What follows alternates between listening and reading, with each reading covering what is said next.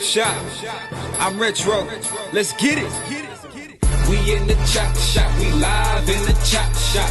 We talking sports talk. We live in the chop shop. We in the chop shop. I'm talking sports talk. So turn your dials up. It's live in the chop shop. We in the chop shop. We live in the chop shop. We talking sports talk. We live in the chop shop. We in the chop shop. I'm talking sports talk.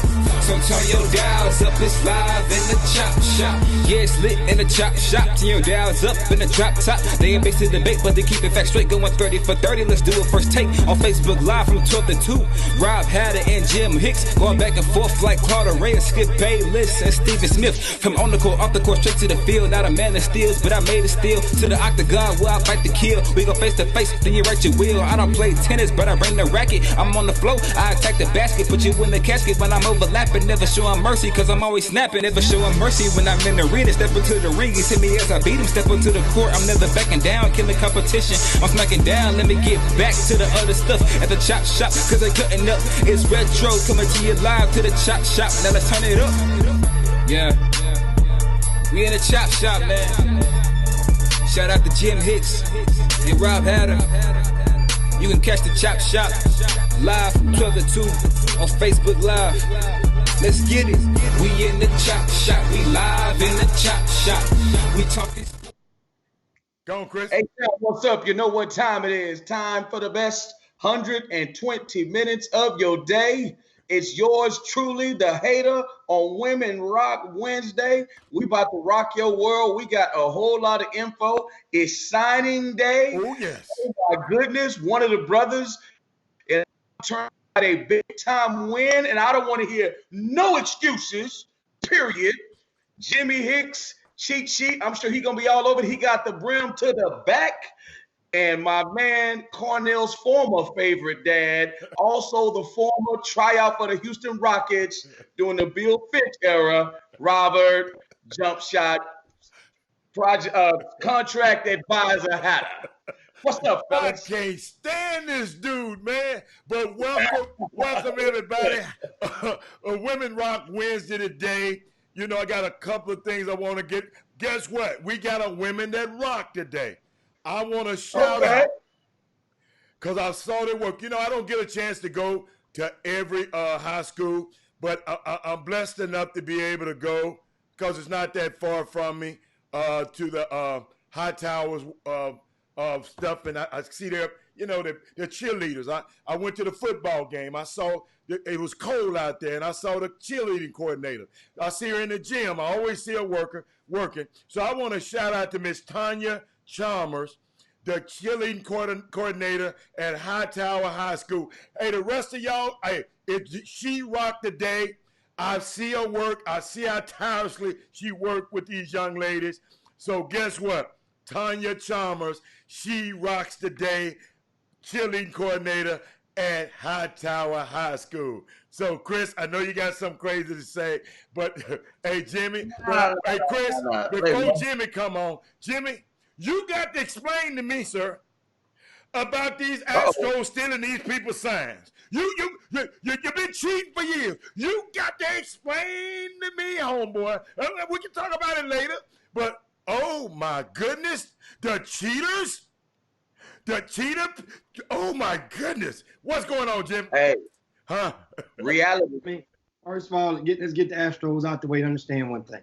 2017, former pitcher, Fryer, he came forward and with an accusation that the Astros used the camera that's in the center field to beam in on the back catcher to steal the signals, and how they would get. Well, understand something. So the back catcher, the pitcher's on the mound, back catcher giving the signals to the pitcher, and that camera would go right into the crotch of the back catcher. Meanwhile, they had a feed allegedly going into the tunnel where the dugouts are in the Minute Maid Park. So the Astros would get the signals according to the accusation, and then they would beat on the trash can when a certain pitch was coming. So that means, according to the accusation, if it's a change up, then they would beat on that trash can. So that means now if you're batting, you hear the beat on the trash can. You don't have to turn around. You don't nobody to call your name, and that's how it was being or is being accused. Wow. Interpreted. So Now, Rodden- here's my thing. I understand something. It happened. It happened. Stealing signals is not against the law. Stealing signals is not against the rules, but using an electronic device to steal the signal is against Major League Baseball. It's a violation. Bill Belichick. So now, I mean, so like in NFL, like the New England Patriots, and for those of you who are Patriot fans, let me tell you something. Sit this one out. Don't you say don't say nothing if you're a New England Patriot fan. Because if you're a New Orleans Saints fan, you say nothing about the Astros. Just go on, sit this one out. No, now here's what I'm gonna Jimmy, say. Cheaters, cheaters, Cheaters no are cheaters. cheaters, Jimmy. Cheaters are cheaters. Yeah. So they can't be mad at the Astros based on what their NFL professional teams have been accused of doing in the past, in the recent past. That's all I'm saying. I'm saying sit this one out, meaning they can't laugh and say nothing. Hush. Now, what I'm going to say about the Astros before I toss it on back is this 2017, if I'm not mistaken, the World Series was won in Game 7. Game 7 wasn't in Houston. That was in Los Angeles on the road. And so guess what? These signals, the way that they done this, could not be done on the road. And the Astros, if I'm not mistaken, had, if not one of the best records on the road in 2017. So don't, They probably had a system for that too, Jimmy. If they cheated at home, they probably cheated on the They figured road. out a way to cheat on the road.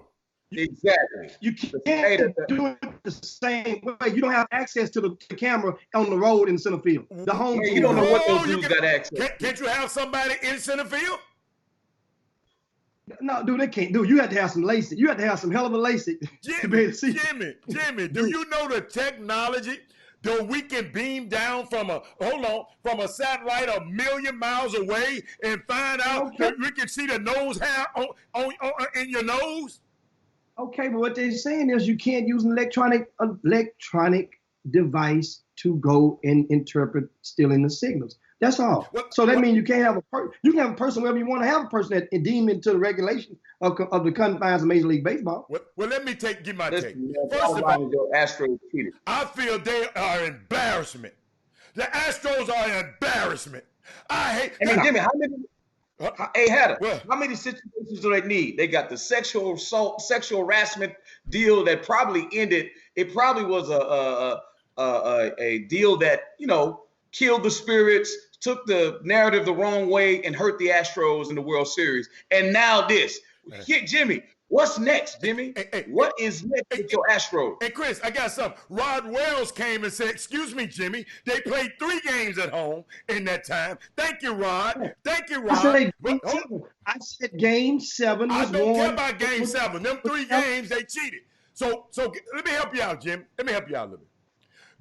Like Chris so eloquently stated, they had the Osuna situation. Check this out, everybody who don't know. Just check this out. Osuna, right? Beat up his baby mama, right? They sent her back to Mexico so she wouldn't say nothing. And every team passed on him in the Major League Baseball. But the Astros said, "We'll take it. We'll take it. We'll take the woman beater." And then, hold on. Then, when he messed up in a save and didn't save a game, Mr. Tallman, the assistant GM, came through there hollering at the women, talking about, "I'm glad we signed Osuna. I'm glad. Hey, this Women Rock Wednesday. I'm standing up for women today." The Astros are embarrassing to the league. Jeff Luna out. You notice I'm talking about everybody except A.J. Hinch. But everybody else in that organization, it's an embarrassment. Hey, shame on you, Jimmy Hicks. Your squad, Jimmy. What's next, man? Who knows next? what's going to happen next? Hey, man, I can't believe. Listen, I'm down with the Astros, Jimmy. What'd you say, Jimmy? You're a college coach. You are one of your slogans as a college coach What's that? If you If ain't you ain't cheating, you ain't cheat- trying to win. You ain't You ain't cheating. trying. No. You know what I call it? It's not cheating. I'm not going to tell you what college coach I learned this from, but it's a different way of expressing that, right? It's called being creative, right? My creativity is that above others. That's all I got to say. I'll leave it at that. Okay. I can't believe, since we talk about me being a college coach, I would be remiss. And I'm telling you right now, if that dude on the screen with his hat to the back says anything other or does not agree with what I'm about to say, I'm signing off on the Chop Shop right away. Walter McCarty, right? Is that his name, Walter McCarty? Walter McCarty, yeah. Calipari on the road in front of 20,000 in Kentucky. And got 90,000 to do it. I know for a fact there were a lot of people that said negative stuff about Walter McCarty when he coached at Kentucky. He tried to get jobs in the NBA and was shunned. He is from Evansville. He got the job at Evansville. He's picked 8 in the Missouri Valley Conference and went to Kentucky when Kentucky's #1 in the country with all those stars and beat that head in. Here's what I'm going to say, and people are going to get mad, but I don't give a damn. If Walter McCarty didn't look like the 3 guys on this screen, we would say he's the next head coach of the first Power 5 job that opens. Wow. Am I right, Jimmy Hicks? Wow. But you know what the narrative is going to say? Oh, man, Calipari didn't have those guys ready to play. Oh, this won't hurt them for something that's going on in March. Ain't nobody hyping up Walter McCarty today. All they're talking about is what Kentucky did wrong instead of what Evansville did right. The Chop Shop is the only place where McCarty get his due. We should have had him on the show today, but it's Women Rock Wednesday. Jimmy, we need to get that dude on the show tomorrow because what he did was unbelievable. You know what? What I'm doing right now is texting Walter McCarty to let him know congratulations from the Chop Shop, and we can go ahead on and get him in and try to get him. I'll try to see if we can rock with us on Thursday, because normally Thursday is one of the down days or a travel day for some of, or light practice day for some of the teams in Division One. What I'm going to say is what Walter McCarty has to do now is the attention is on him now. That win got everybody's attention, every one of his upcoming opponents' attention. That don't mean he got to run the table, no. But what it did, it showed his team at Evansville what they are capable of accomplishing if they follow the script, the game plan, the scout, and follow it not just for 4 minutes, but for 40 minutes. Now, if he continues just to win at a par level, remember, this team was picked to come in 8th in their conference. 8th in the conference. 8th. They got a Houston kid. Jimmy, tell them the Houston kid on the team. Who's on Evansville? DeAndre Williams, Marlon Lowe's kid. Yeah, DeAndre. Oh yeah, I'm thinking about younger kids. But yes, DeAndre Williams, Klein Forest High School. He played with Texas Pro, and he had 26, 9, and 5 in his first game, and then came back last night. He's a starter. You know, he didn't blow it up offensively, but his defense and his length was definitely recognized, and it helped and it contributed on the court. DeAndre is a kid, guys. Let me tell you something. Many of you may not know him, but he was a top 10 player in the area. This is not one of those things where he got slept on. You know, people say, oh, he slept. DeAndre Williams was selected to participate in the NBPA Top 100 camp. So he participated in that camp. Well, I saw some posts this morning. I'm not going to call their name, but their name started with Angie Holcomb. She said he been slept on. There's no such thing as being slept on if you were an invite and you participated in NBPA Top 100 camp. There's no such thing. It don't even make sense. That means you were deemed one of the top 100 players in the United States of America, well, in the world, because we have international players in that camp as well. That means you're one of the top 100 high school prospects in the world. He was, well, actually it's about 110 because they get 10 legacy players. I would say the world, but I would say the United States. No, it's international. They have international, Chris. But they don't have all the internationals, Jimmy. No, not all. I say one of D. They're one of D. They have about 10 internationals every year, something like that. So, right. You know, but you're one of the top high school prospects in the country. I mean, in the world. So he was there. It's not a sleeper. Now, what happened? You guys know understand something. If you want to use and twist the narrative for DeAndre Williams, if you want, then great, because it makes a good story, it can make a good movie. This kid had he was a non-qualifier. Yeah, his grades, yeah. Academically. So we just spent the whole day yesterday talking about academics. The day before that, talking about academics. And then we get a kid in the academic situation, that could be a poster child of redeeming himself after falling victim to not qualifying. We want to act like it didn't even exist. Hey, that's one of the problems. Now, Jimmy. About academics, we shy away from conversing about it when it's hitting us right in the face. I must correct myself because Angie said, what God has for you is for you. That's what she said. She didn't say he be slept on. This Women Rock Wednesday. But Angie, Angie, can't I have a little fun? Y'all mess with me all the time on this app. Think about this, guys. Can I have a little fun sometime? Huh? Hey, I read on the Facebook feed, Fob. You know Fob, he always got something to say. What do you got to say? Fob says something about Evansville cannot lose their next game. And here's what I hate. Yeah. Why not? Yes.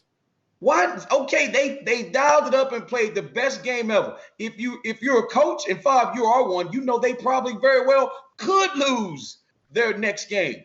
Because what they did against Kentucky, they may not be able to duplicate. And guess what? Yeah. The other team that's playing Evansville, now they're going to be more dialed up to play Evansville. Dude, let me tell you why Kentucky lost. If you look at Kentucky's roster, I've said this before, only 8 kids are playing. I've been looking at all these rosters, Jimmy. I looked at all these minutes. It's either 7 or it's 8. And if it's 9 or 10, or even 8, 9, and 10, they're playing less than double-digit minutes in every single game. Yeah. Kentucky, let me tell you why Kentucky lost. And this is what people need to understand. Kentucky had 20 baskets for all you basketball aficionados out there. They only had 6 assists as a team. You hear what I just said? 6 assists as a team. Wow. So you know what that means? It was my turn basketball. They were playing like the Rockets. James, hey, watch your mouth, man. Now, they got out-rebounded. Do you know how big Kentucky is?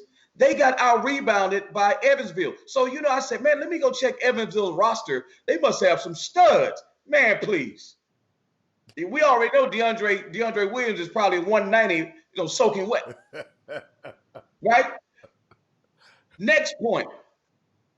Dude, they shot 4 for 17 from 3. So they didn't shoot the ball well. They got out-rebounded, and they didn't pass the ball to each other. I told you guys, in football, what could happen, Jimmy? The best team probably never gets beaten. In basketball, you go out there playing around, you get your ass beat.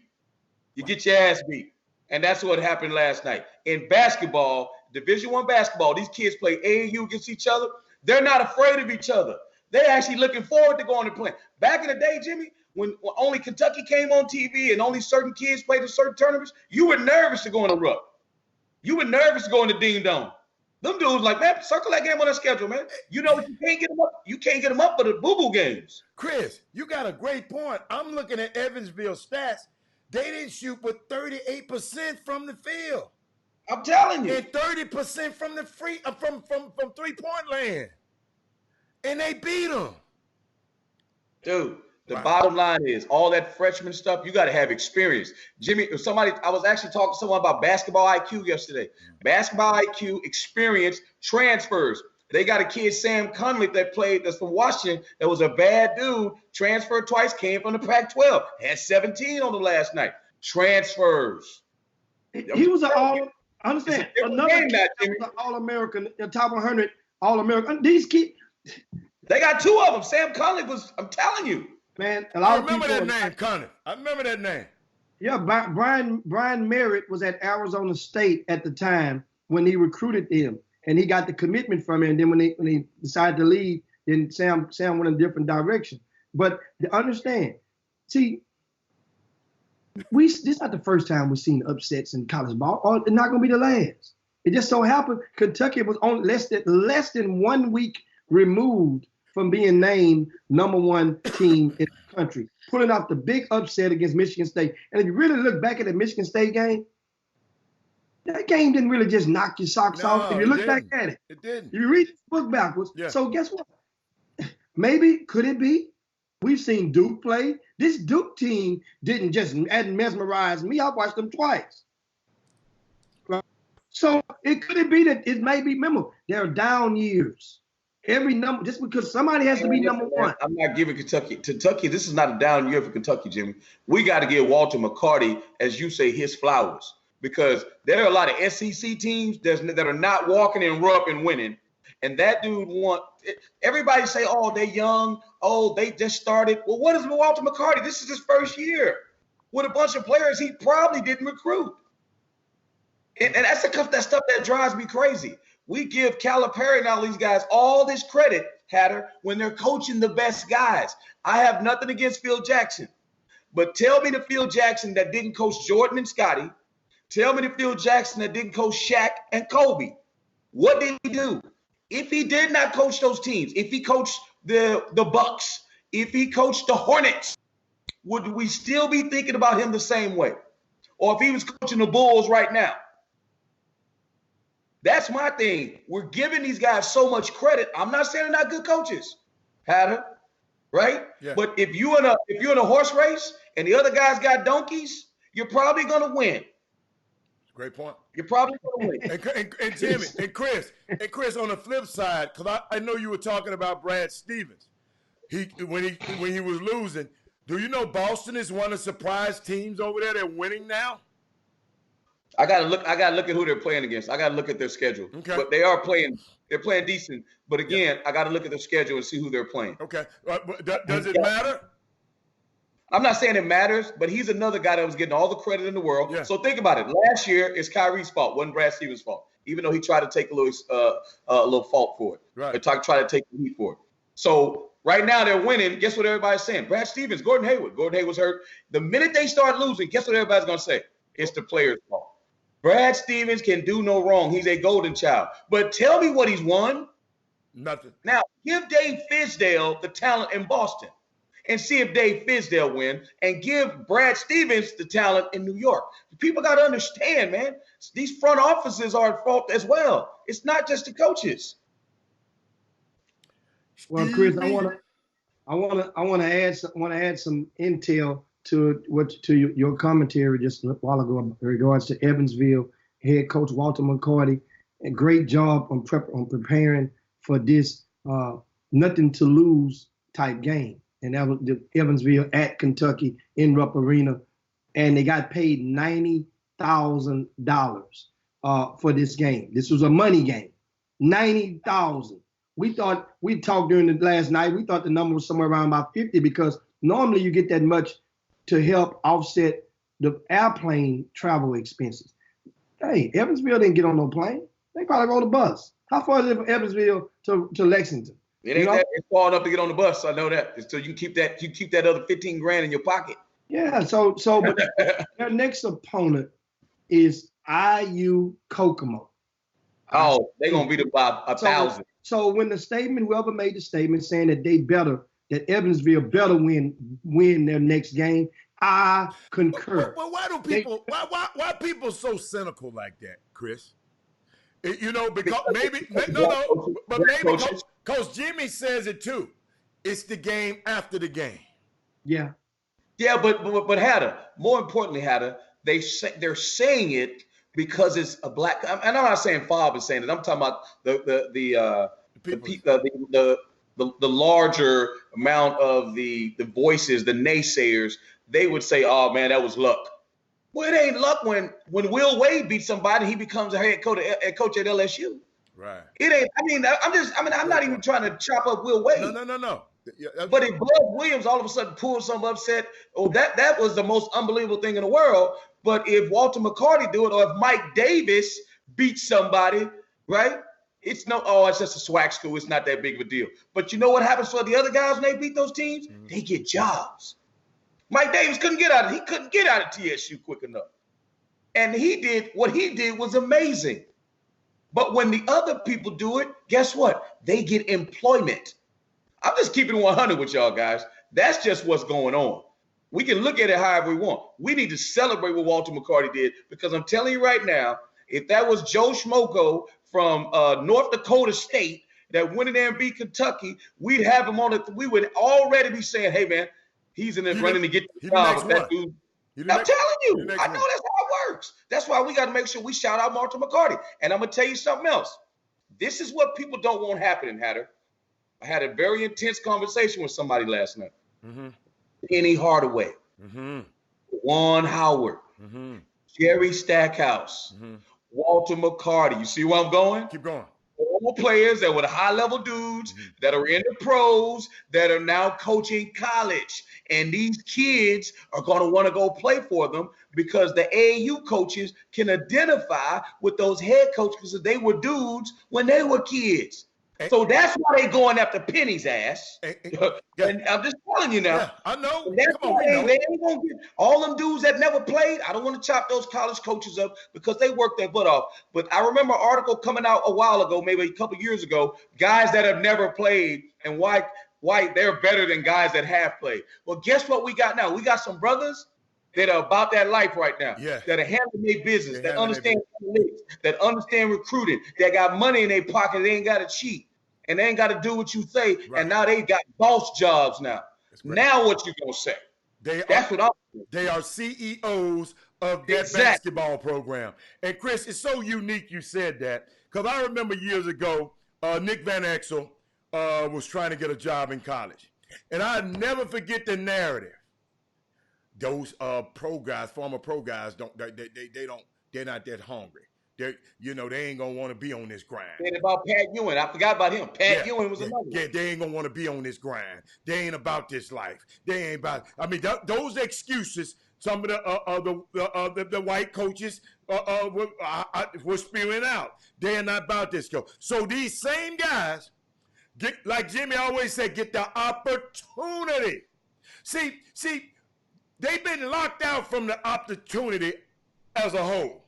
You know, we got a guy right here, been coaching for 20-some years, was the interim coach at the first time at Texas Tech, and they still didn't get him in the job. And then they clean it up. He don't have to say it. They clean it up because they hired Tubby, one of them.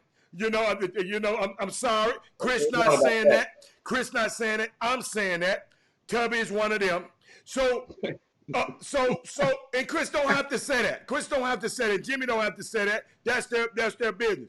But Chris, it's amazed me, and I'm so proud of these young men. I'm so proud of the Jerry Stackhouses and the people. Right. See, people be thinking, "That's Penny." Yes, Penny. I knew him since he was a young kid, of course. But y'all are more proud of the man he has become, because he could have, Chris Walker. You know, he could have went in there and told that mama and told everybody, say, let's lie. Let's lie until the end. We're going to keep this lie. But he said, you know what? Miss Artist, we did it. I didn't think nothing was wrong with it. I always do stuff like this for kids. Let's do it. He didn't know he was going to be the coach in Memphis then. See, that's what I know is wrong. I'm admitting. Listen to me. Robert Hatter came up. Hold on, Hatter. It's a violation. Huh? Who's to say it's wrong? Excuse me, I'm sorry. No. So it's an NCAA violation. I don't want nobody to ever accuse me, well, it's a violation for everybody else. No, it's a violation. It's a violation. But it's a gray area. I think we was on the show the other night. On the Monday night show, Jimmy. I brought up a thing that Chris, and I'm gonna bring it up on the show today. Chris, I went to Memphis to the games last year, and I'll never forget it. Penny got this custom-made Sprinter van, Jimmy and Chris, and I mean, when I tell you, it's so decked out. I mean, it's like a spaceship. So, and he rides around in it and have a chauffeur driving him around. But Chris, he can't use that as a recruiting tool. And he don't drive. He was so careful. When he met me, he said, hold up, Robert. Before you get in this van and we ride on a recruiting trip, I was going on a trip just to go watch some players play with him. He called his compliance officer on the spot, Jimmy Hicks, Chris Walker, and put me on the phone with her and explained my relationship to him and She said, Penny, you're going to be different from the rest of the coaches. You got unique relationships that a lot of these coaches don't have. So we have to govern, they have to govern you different from everybody. Not to say you're special. We shut down all my stuff in Houston. When I went to Cal, I had to shut everything down. Y'all hear what I just said? I had to shut everything down. Everything like what? The Chris Walker Academy shut down. My AA program shut down. I'm like, hold on, why can't I have it going? Why? Why can't I? Where in America does that work that way? My Under Armour deal, I had to give back. I'm like, what? Yeah, I had to shut it all down. What did compliance say was the reason? You know, and how about this, Jimmy? Even had my Final Four party. You know, the annual Final Four party I used to have. They told me I couldn't have my Final Four party no more. Because you were a college coach. Because I became a college coach. I'm like, y'all, man, these rules are ridiculous. I'm sorry. I can't have my party at the Final Four. Say, well, hey, how we rock that thing in Phoenix, man? That's what I'm saying. I didn't go. I didn't go. I had a stick. Hey, it's coming back in Atlanta this year. It's coming. Oh, that's good, boy. It'll be back in Atlanta this year. So, hey, Chop Shop fans, you better get to the Final Four. It's gonna be on and popping. But Hatter, you made a point earlier that people need to understand. And Byron Allen, I keep coming back to this, and I tell people they need to watch the interview. If you haven't watched it. He tells people of the other hue, you guys control all the images on TV. This is why I buy so much television. And you guys control every image that my daughter sees, my young black daughter sees. Now, you know what? I don't want that to happen because I know what you don't want. You don't want me controlling all the images that your daughter sees. So that's why I'm buying up all this stuff, because you're controlling every image. The point you made about opportunity, Jimmy, and I throw it at you, is that people thought black players couldn't play quarterback. You know why? It wasn't because they couldn't play quarterback. It's because they wasn't getting what, Hatter? The opportunity. Now that they got the opportunity, look what the hell is going on in the NFL right now. Lamar, look at the game in Houston. It's Lamar Jackson versus Deshaun Watson. In Baltimore. Must-see TV. Must-see TV. Because we're getting the opportunity, guys. It's not earth-shattering. It's not something. We're not. And guess what? And maybe the powers that be, because you remember, Jimmy, they were black people, Fitz Pollard and all of those people. They were playing at first, and then they cut it out and said no blacks can play no more. They stopped it, and then they came back and brought him back in again. Chris, they knew something. If you allow these guys the opportunity, come on, Jimmy, you allowed a guy to pick up a golf club, and look what happened. You allowed a guy to pick up and a woman to pick up a tennis racket, and look what happened. You and now you're Chris. And you know what I want next, Jimmy? Jimmy talked about it earlier. It's what I said yesterday. You allow us to be able to run, catch footballs, and we get free education. How about we get some of those guys, we allowed to get them free books, and we go create the next Facebook, or we go create the next analytics, or we go create the next app. Why is that we don't have pride in that part? Because that's where Steve Ballmer is. You know what? If we really want to own some stuff, playing the sport is great, Hatter. Yeah. Okay? Like you always say. Yeah. Let's create the sport. Let's create the game. That's a great point, Chris. Great point, Chris. I mean, go on, Jimmy. Go on. No, it was a great point, and I love the way you talk about it, but let me tell you something. There are some young millennials, and there are some young guys that's planning on changing this paradigm. It just takes time, Chris. It takes time. You remember I told the analogy of a wheel spinning out of control, 70 miles an hour one way? First of all, you got to slow that wheel down to get it to stop, to get it to going back the other way. Jimmy and Chris, we got guys in my son's field of influence. The guys from Cornell, they got an app. They got a top secret app that they can't talk about, but they developed them app. So we got young guys that it's gonna be some more Robert Smiths.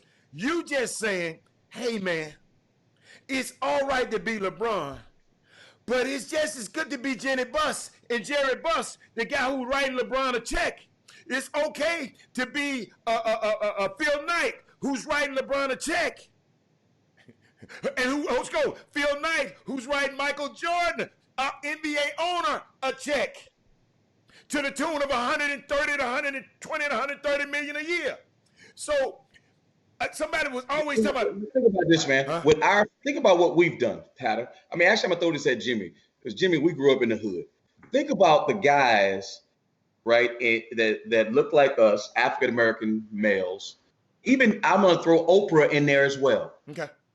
I forgot who told the story about Oprah, that somebody was hating on her, and it was Steven Spielberg or somebody had made a told story. No. I didn't say hating. I said. Okay, well, I'll let you tell the story. But my point is, Oprah Winfrey, Bob Johnson, Jay-Z, Dr. Dre. Okay. Billionaires. They didn't come from money, guys. They did. They didn't come from money. So when people say, oh, well, we didn't come from money, neither one of those people came from money. No. And they're all billionaires. And I'm going to throw one at you right away that you're going to know and how to talk to them all the time.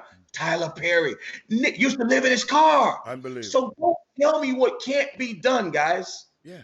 We just got to dream. Chris. That's we have of creativity. Chris, we got to dream bigger. We got, in the story, all I was saying, you know how people always talk about people talking about behind your back? I was telling Chris, I said, people always talk about people, but guess what? Sometimes I told Chris, God talk behind your back. God might have some plans for you. He talking, you won't hear it. He talking behind your back. And then I use an analogy on earth. I said, Steven Spielberg and Quincy Jones was talking about Oprah Winfrey behind her back. She didn't know it. She was a little overweight announcer on a show in Chicago. They needed to cast what her name, Sophia. What's the character, Sophia, in Color Purple? And Quincy Jones told Steven, I think I got this news. She's not an actress, but she's on a news show in Chicago. We got to go check her out. They were talking about her behind her back. And guess what? Them guys talking about her behind her back propelled her to that role in Color Purple, and now she one of the richest women in the entire world. Talk behind my back if you want to. How about that? Go on, Jim. Yeah, and one of the things you mentioned about other avenues outside of on the playing field or on the court that are available, and we mentioned about 2 weeks ago on the Chop Shop, I think it may be time to reach out and get Carrie Patterson Brown back on for Women Rock Wednesday maybe next week. She's the co-founder of a high school right here in Houston, Texas, that specializes in their specialty is all of the avenues outside of the actual playing field. For example, it's talking about the legacy, the School of Sports Science. And like I say, I'm down with it, but it starts somewhere, and this is a start. And like some of the stuff that they offer,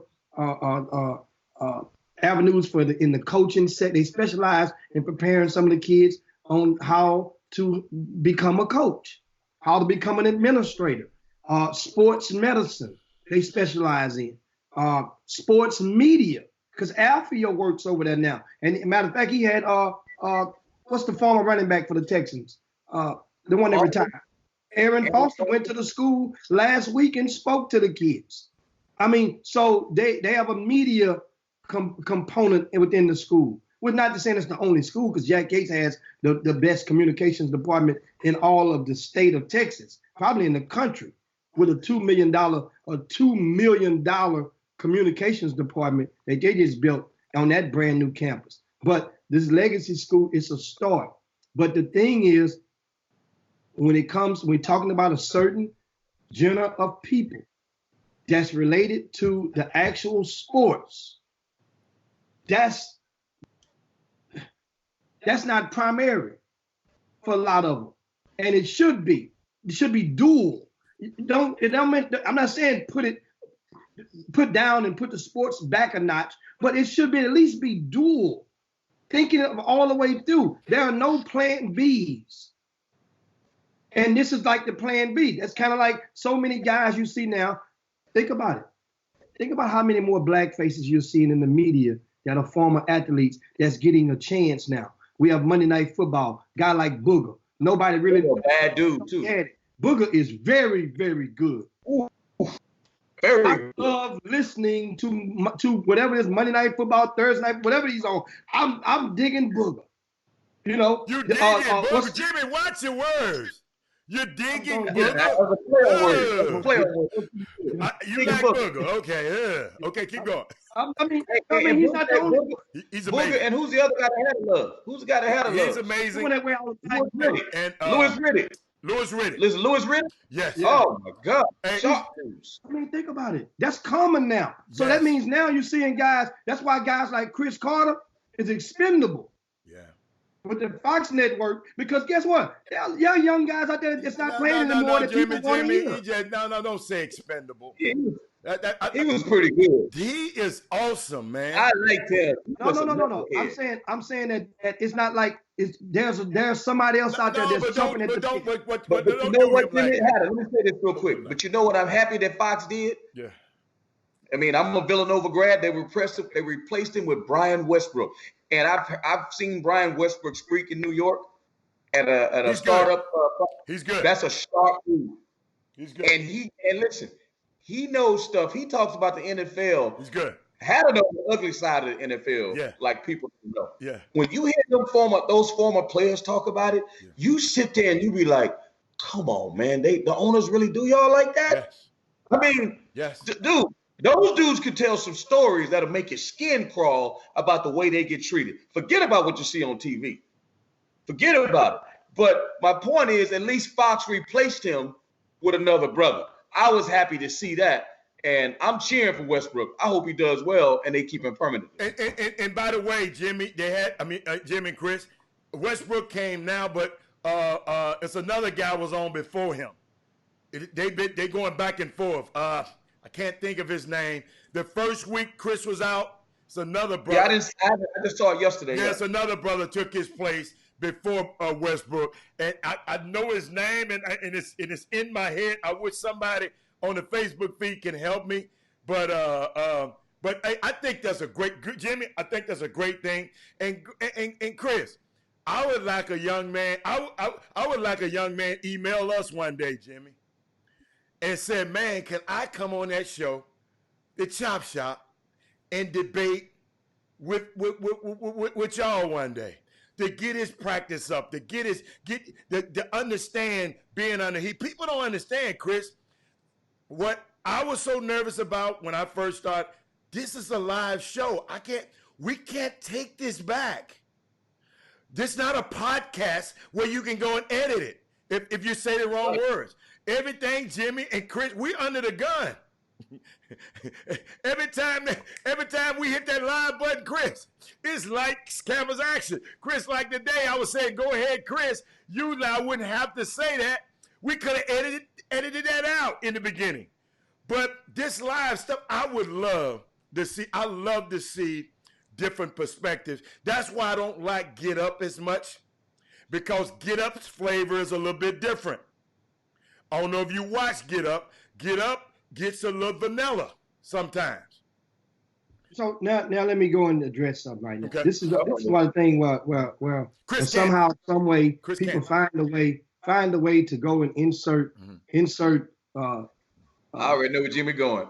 I would say unintelligent. What Jim? Unintelligent into what is seemingly an intelligent conversation. Yeah. I mentioned a while ago about Yates High School and giving an example of their communication department, for which we did a show from there, and we're very familiar with the setting.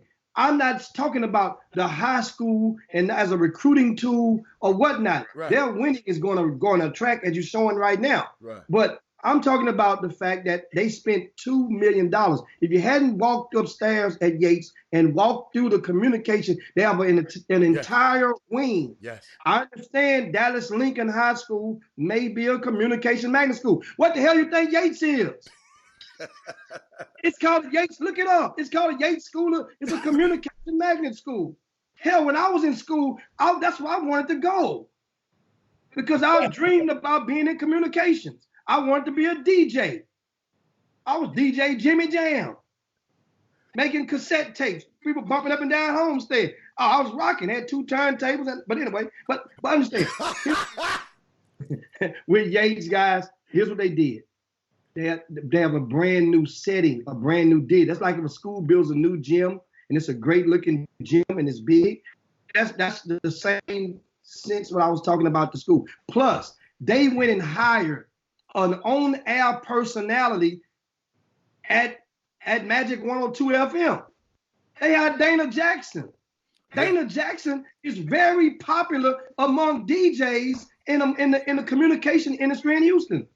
So Dana Jackson is a school teacher that runs the radio program at Yates. They went and hired a guy that was in Los Angeles, California, that was in the broadcasting where they got a live studio where you can make an album out in there, a real studio. They went and hired this guy and brought him to Houston and gave him a job. So that's what I'm saying when I say the best. I mean, they put the most money behind it and it's brand spanking new. I don't know about I guess the success rate of the kids. They only been open 1 year. Jim, I got a question. Have you ever attended that the communication department in Dallas Link, Kimball Link? Have you ever? No, I haven't. So man, how you gonna talk about that? So I understand. All you talking about is what you've experienced. And that's all we can say. So people in Dallas, bless your little heart, just tell us, if you let us know, it's all right. That's all we're saying. And guess what? Unless Dallas Lincoln built a brand new school this year, that means it's all likelihood. I just said again, Howard, you saw this equipment. Oh my God. Unbelievable. They have the state of the art equipment. Their equipment is in some cases better than the TV stations and the radio stations. They spent that much money on equipment for that school. Yes. I'm about Sony, everything in there. They have. So understand. Unless Dallas Lincoln just built a new school in 2018, a brand new building, then all likelihood the Yates Communication Department is probably going to be have better amenities. Okay. That's what I'm saying. Can we get back to our regular? We got him, Jimmy. You got it. Chose the head off. Yeah.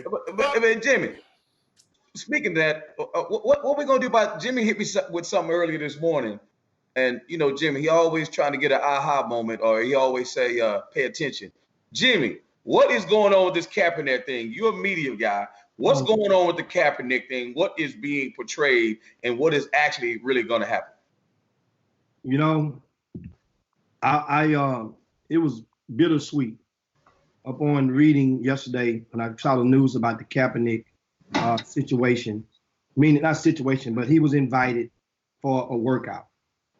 The NFL and the narratives went in all different directions as though Colin Kaepernick is the source and he conspired to put this together. Let me tell you something. If Colin Kaepernick conspired this workout, then Colin Kaepernick ain't as smart as I thought he was. Because, first of all, that means he went out his way to do a fake Twitter response to it. That means the Twitter response would be fake. And I'll read the Twitter response to you up on his first comment on it on yesterday. He said, "I'm just getting word from my representatives that the NFL league office reached out to them about a workout in Atlanta on Saturday.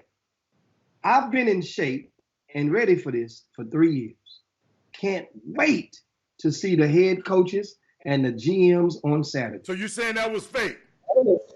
No. I'm saying if you think that Colin Kaepernick conspired and organized this workout himself and spread it through his representatives say, let's do it all on Saturday. Then that mean that comment there is fake. I don't think that is fake. You see, that's what I'm saying. So now, reason why Saturdays is not a good day is because Saturday is normally the traveling day and morning for a lot of the executives, a lot of the coaches. They play on Sunday. Saturday is the travel day. So how are you going to go and then a lot of the teams on the road,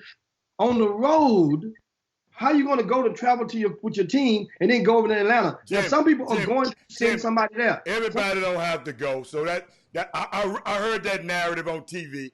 That everybody don't have to go. Long as you got somebody there, everybody go. It's going to be represented. Him having it on Saturday is unusual, but this is an unusual situation. What's the normal day that they have those workouts on? Tuesday. In these type of, on Tuesday. Tuesday is the normal day. You remember I told you. Go. So Colin Kaepernick, later we learned in the article, according on ESPN, I dug through 2 different articles, maybe 3 and one of the articles, it quotes one of his reps is saying that they asked the NFL, can we move this to Tuesday, the following Tuesday? They said no. They say, well, can you move it to the following Saturday so that people don't have 3 days to try to rustle in? They said, well, then they went and asked, well, can you just tell us what executives who are confirmed, what teams are confirmed to be there? They would not even release this information at the time on yesterday to his representative. So that means you don't want to get in a situation where it's embarrassing when you come out there and it's only one team. But then I know what I learned now. There are a lot of teams out there that are sick and tired of this whole thing right now. And they're going to be represented in some form or fashion. I think Josina, she's mentioned, I think the Cowboys is going to have one person and probably will be present to this. Now, what's the purpose of it? Well, guess what? It must be some interest somewhere, or the NFL could be trying to set him up. And, they can't, as far as the workout himself, the NFL don't control the workout right now. You can tell us how these workouts actually go and what takes place, how long they last, and all this Jimmy, stuff. In this particular case, first of all, you're right. Colin cannot call upon and have this happen himself. He didn't do it. This came from the NFL offices. And guess what, y'all? And first of all, I can't believe Robert Hatter.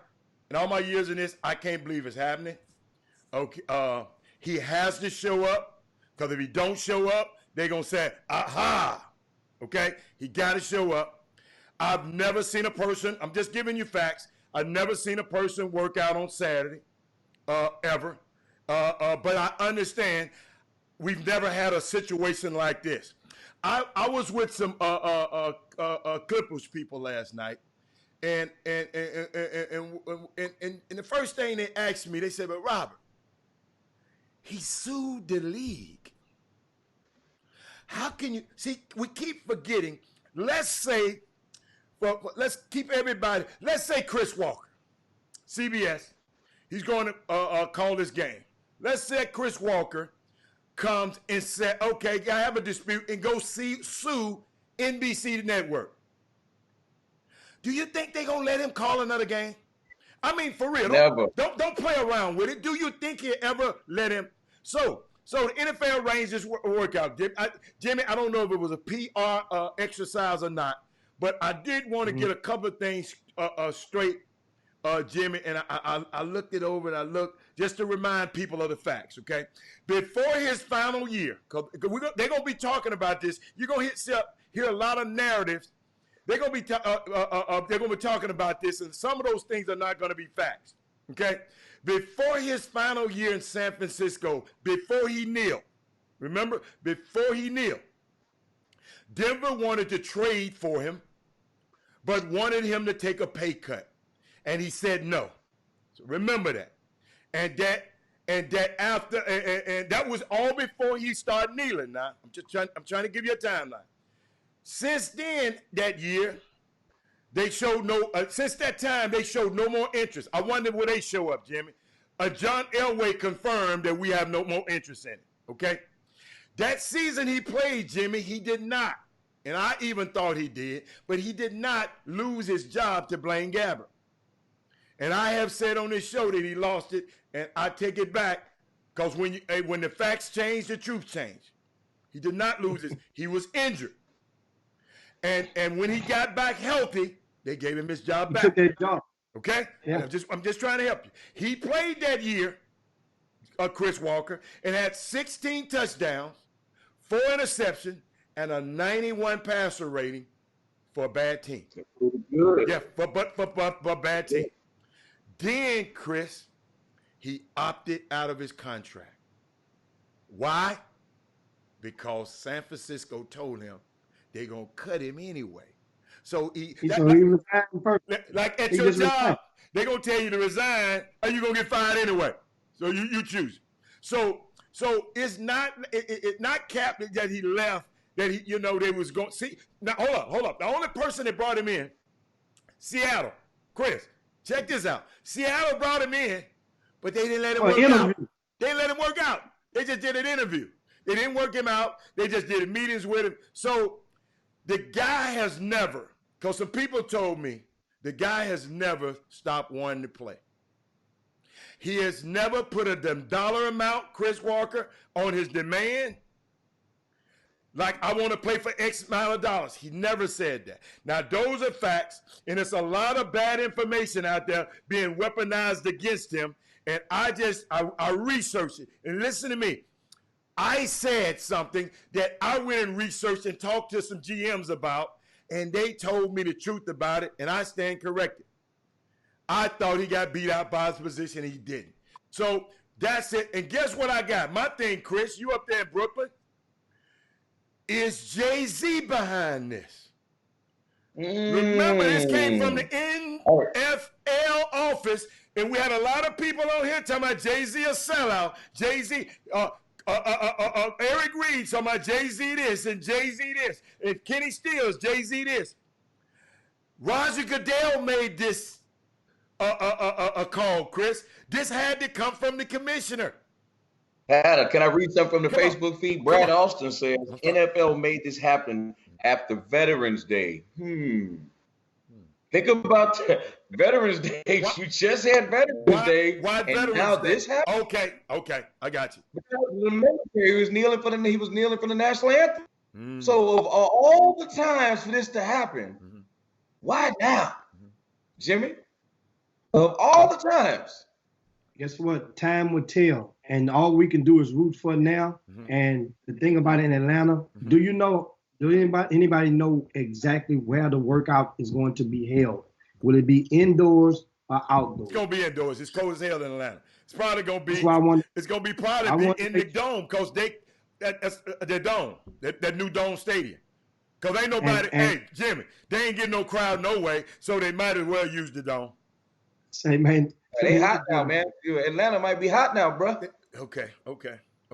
No, it's a cold front coming through, and I'm just trying to see on the schedule are the Dirty Birds at home or on the road this weekend? They are on the road in Carolina. Yeah, that's where they have it at. Probably. So it would be in the Dirty Birds probably on their facility.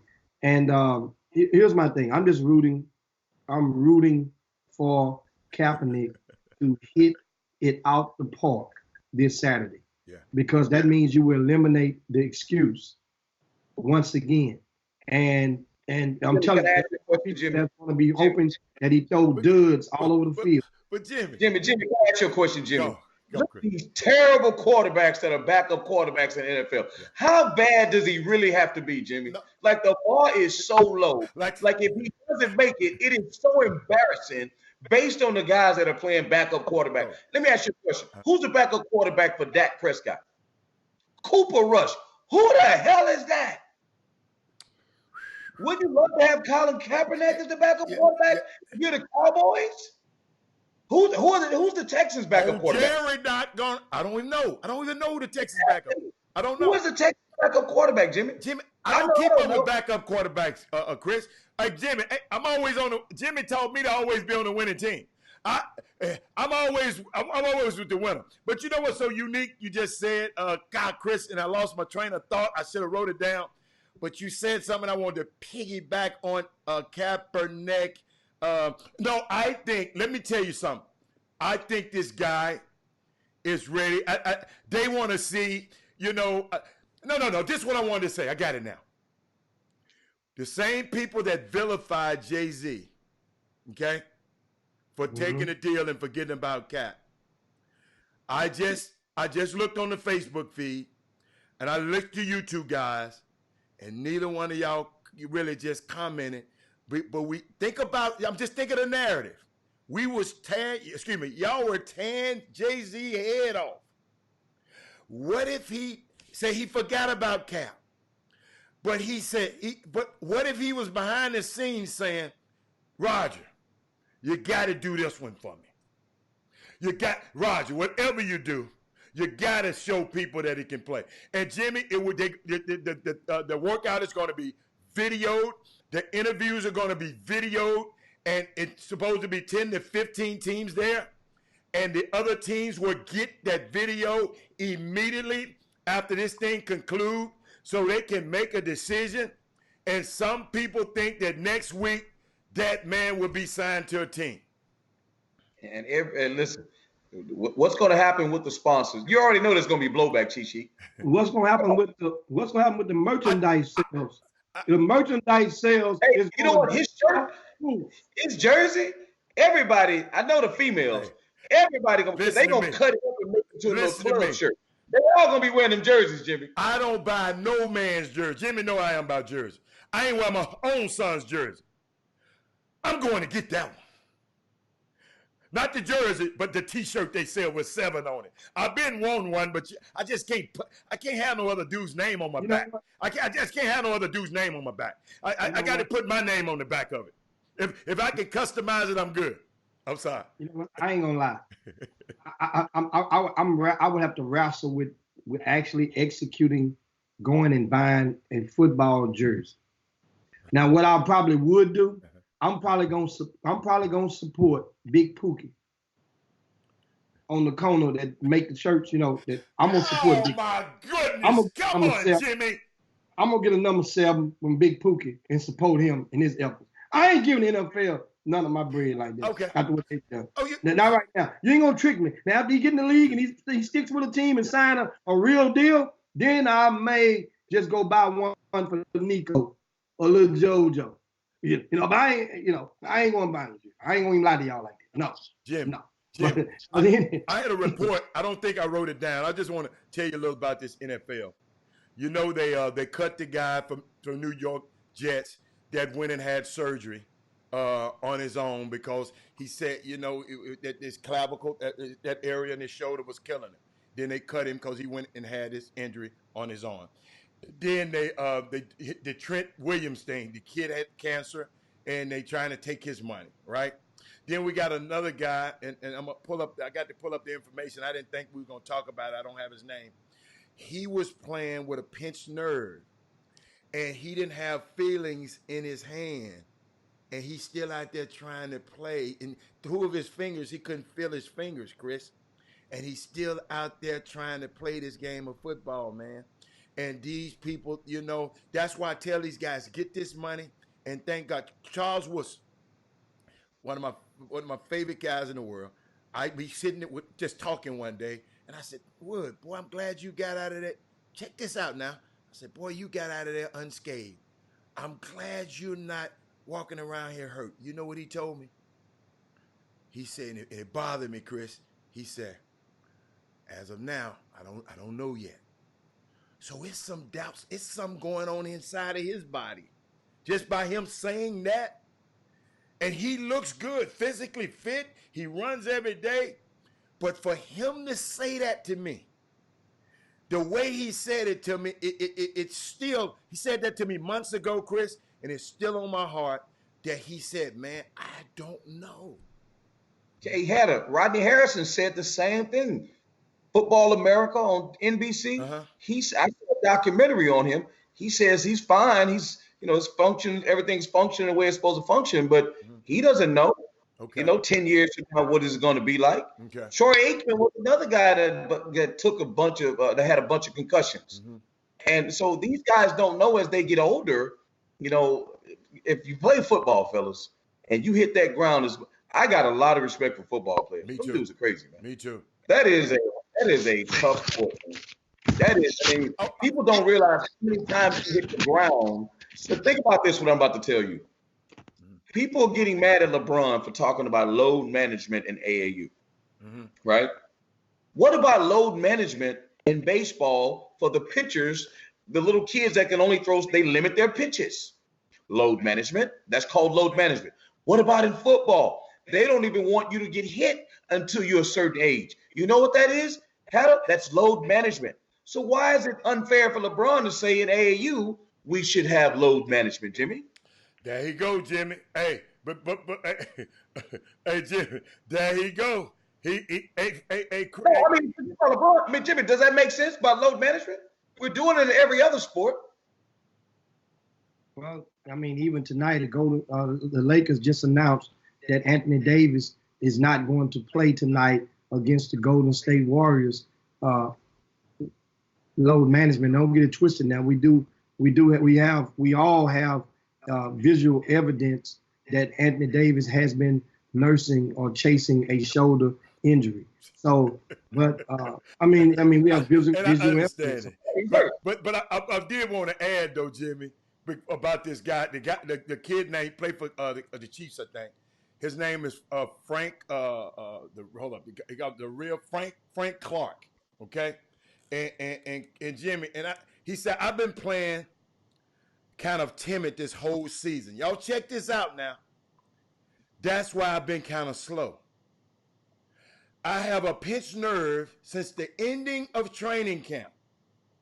I've been playing through it. It just got to a point where the SHIT was just so serious, it was sending burning sensations down my arm.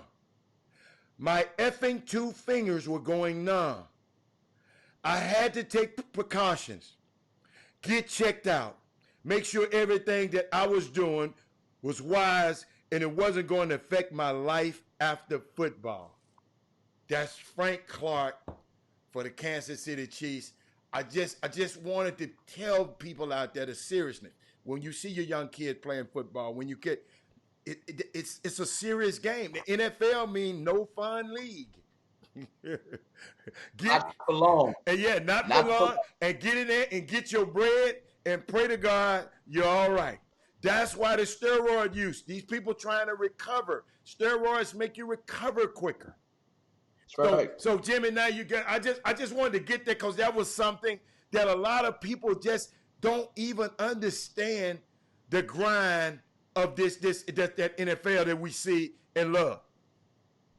Yeah, Jimmy, it's signing day. What's going on? Yeah, tell me about signing day.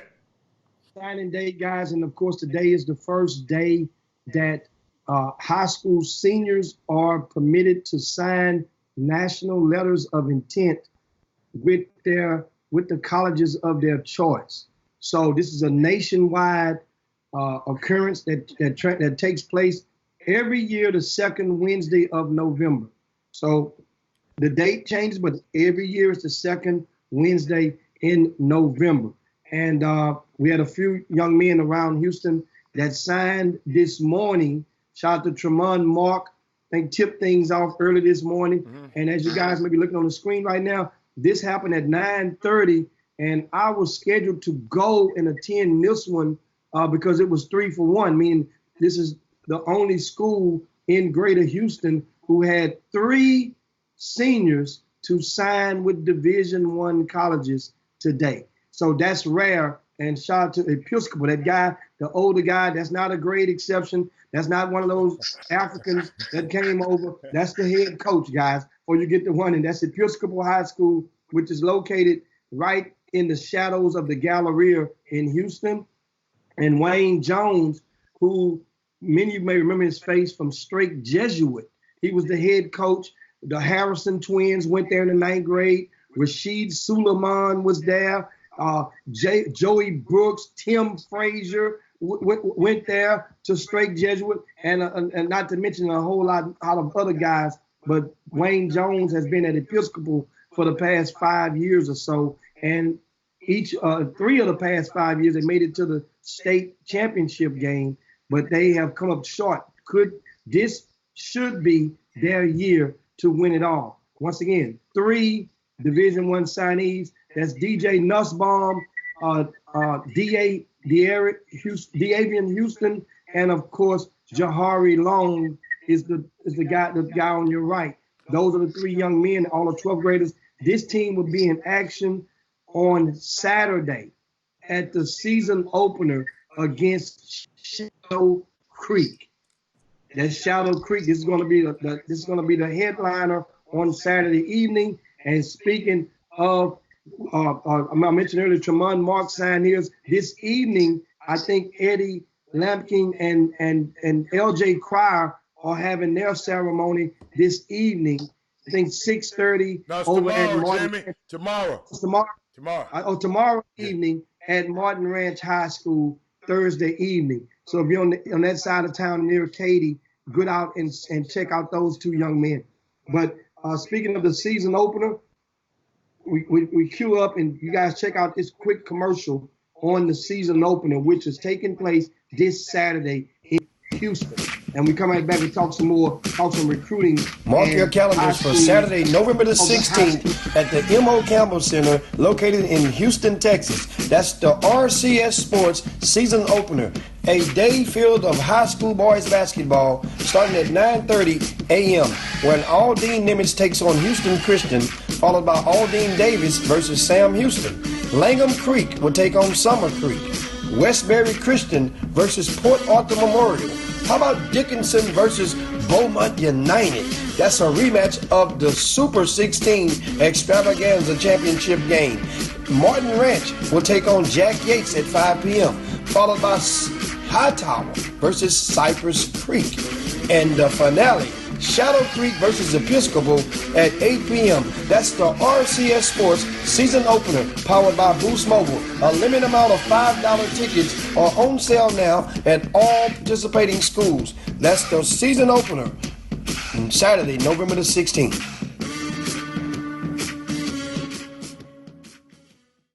We're playing basketball. We're love at basketball. We're playing basketball. We're love at basketball.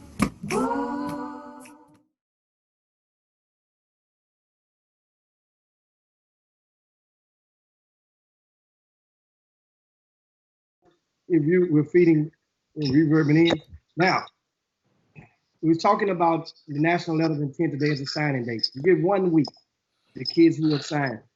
I posted on Twitter this morning that it's unfortunate about this particular date that the reality sets in for a lot of families and a lot of young men who are in the 12th grade that may have psychologically went to believe that they had offers on the table and they could just go and commit or sign or whenever at their own will. Others may have had offers and colleges may have decided to go in a different direction. But in this situation, what it does do, the signing period, it helps now those D2s and D3s, this is when they start recruiting. They start in a different gear. From talking to some of them, they wait until after the foul signing period has expired, because that means now you can't sign another letter of intent until April. So now it's the field is pretty level. Those who have a Division I option are going to probably take them. Now there's others who wait until the spring to try to take a gamble on themselves. But what it does do, once again, if somebody come up to you and tell you that a kid has an offer from University of Texas in the sport of basketball, then you need to ask them, why didn't he sign? Ask him, why didn't he sign? Why didn't he commit? Because this is the signing period. And people, I really believe that a lot of people out there don't know that they're lying, that they're passing on bad dope for misinformation. I really believe that. And I explained to you guys, I was in Angleton on Sunday. I told you the other day on the Chop Shop, and a parent came up to me after the event and told me about some young man that played on their team in the grassroots sector, and he had had 3 offers, and one of them was Oklahoma. I said, well, guess what? Which one is he going to commit to? He hadn't committed. He said, no, we just waiting to try to decide. I said, well, we'll know on Wednesday. He said, why you say that? Well, first of all, that's clue number one, because why would you ask me, why would I say what about Wednesday? I said, Wednesday is signing day. So that means you would know. A lot of people really don't understand. And Chris Walker is back with us, and we're talking about letters of intent.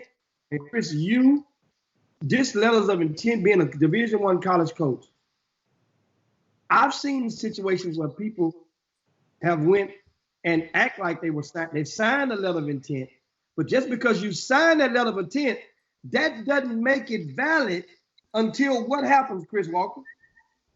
What do you mean? People sign fake letter of intents? No, people sign a letter of intent. They can sign it, but that don't make it valid. Well, the school has to accept it. There you go. Bingo. Say it again. Explain that. It has to accept it, but here's the deal, Jimmy.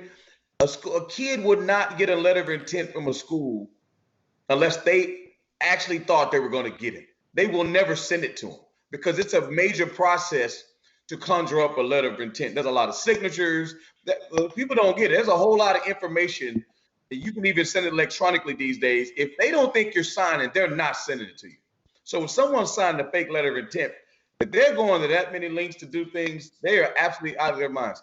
Let me tell you what the second Wednesday in November is called. When the Division II schools finally realize they can start really get on their recruiting grind. It's called Wake Up Wednesday. That's what it's called. What it's called? It's time to Wake Up Wednesday. Okay. That's what this is called. Because now the truth is going to be told now. You can't run no more. Because guess what everybody's going to say? Man, Jimmy Hicks said only about 20 kids are going to sign. Man, Jimmy don't know what he talking about. Okay, it's Wake Up Wednesday. What happened? 20 kids signed. Well, what happened? Well, Jimmy said 70 to 100 need to start looking to do X, Y, and Z, or 50 to 100 should do this. Jimmy don't know what he talking about. Okay, guess what today is? Wake Up Wednesday. Y'all remember school days? What was the last thing Lawrence Fishburne said? Lawrence Fishburne said, "Wake up!" He told him to wake up. That's what's going on today. People are, and if they don't wake up today, Hatter, that's just, like Jimmy say, it's bad dope. It's bad dope because you can't get off of it. You're addicted to insanity. You don't want to hear the truth. So, and again, this is what we're not doing at the Chop Shop. I've probably been guilty of this before. I know I'm the hater on the show. I don't want to shame parents and shame kids. What I want to do is arm them, right, with tools, with weaponry, with knowledge to go out there and help themselves. Now, if you don't have grades, you're in a tough spot. But guess what? That's still an angle for you. You can take your butt to JUCO. That's still an angle for you. You might have to pay for school. That's still an angle for you if you really want to hoop that bad. But if you're not getting a scholarship today and you don't get a letter of intent, there's still Stephon Leary will tell you there's still Division II, there's still Division III, and you turn your nose up at them until your Division I doesn't come knocking. And then, as Jimmy say, guess what? Well, that was always the plan. No, it was not. It was never the plan. But you know what? It's okay. You get those parents that get mad because their kids don't get a Division I offer, and then you watch them posting on Facebook and Instagram, and they're like, "Oh, this was our dream school all along." Listen, y'all can fool yourselves all y'all want. There's nothing wrong with that. But at the end of the day, none of us are upset because on the Chop Shop, we want you to get an education. You showed. But today is what happened. What's the day called, Hatter? Wake up! Wake up! Wake up! Hey, Jimmy. We got Taco Tuesday. We got Wake Up Wednesday on the Chop Shop. Chuck McGowan, I think, is posting some names of some girls. But I just wanted to explain, Chuck, I would post it on the screen, but comments on the screen are not used to having that many comments, and it won't come. So I have to do it. Jimmy, if you can do it in another. That's just too many names in the comments. The comments are not made for a million characters like that. So I couldn't post it on the screen because it wouldn't be able to show. The names would be too tiny. And I love you to death, but that's too many names for me to type up there individually. And I wouldn't even have time to do the show.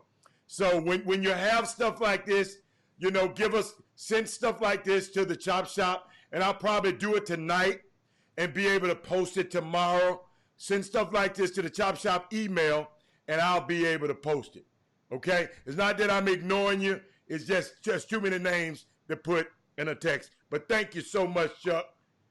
Email chopshophtx@gmail.com. All right. And we're talking about, and Chris, you were talking about the letters of intent, and now the D2s, the D3s, as well as the JUCOs, they get a chance now to get into gear and put things in perspective. And it's not going to happen when you want it. That's the thing about recruiting. See, don't get it twisted, man. A lot of coaches out there, they remember that they tried to recruit you just 2 months ago, just a month ago, back at the end of the summer, and you thumbed your nose at them.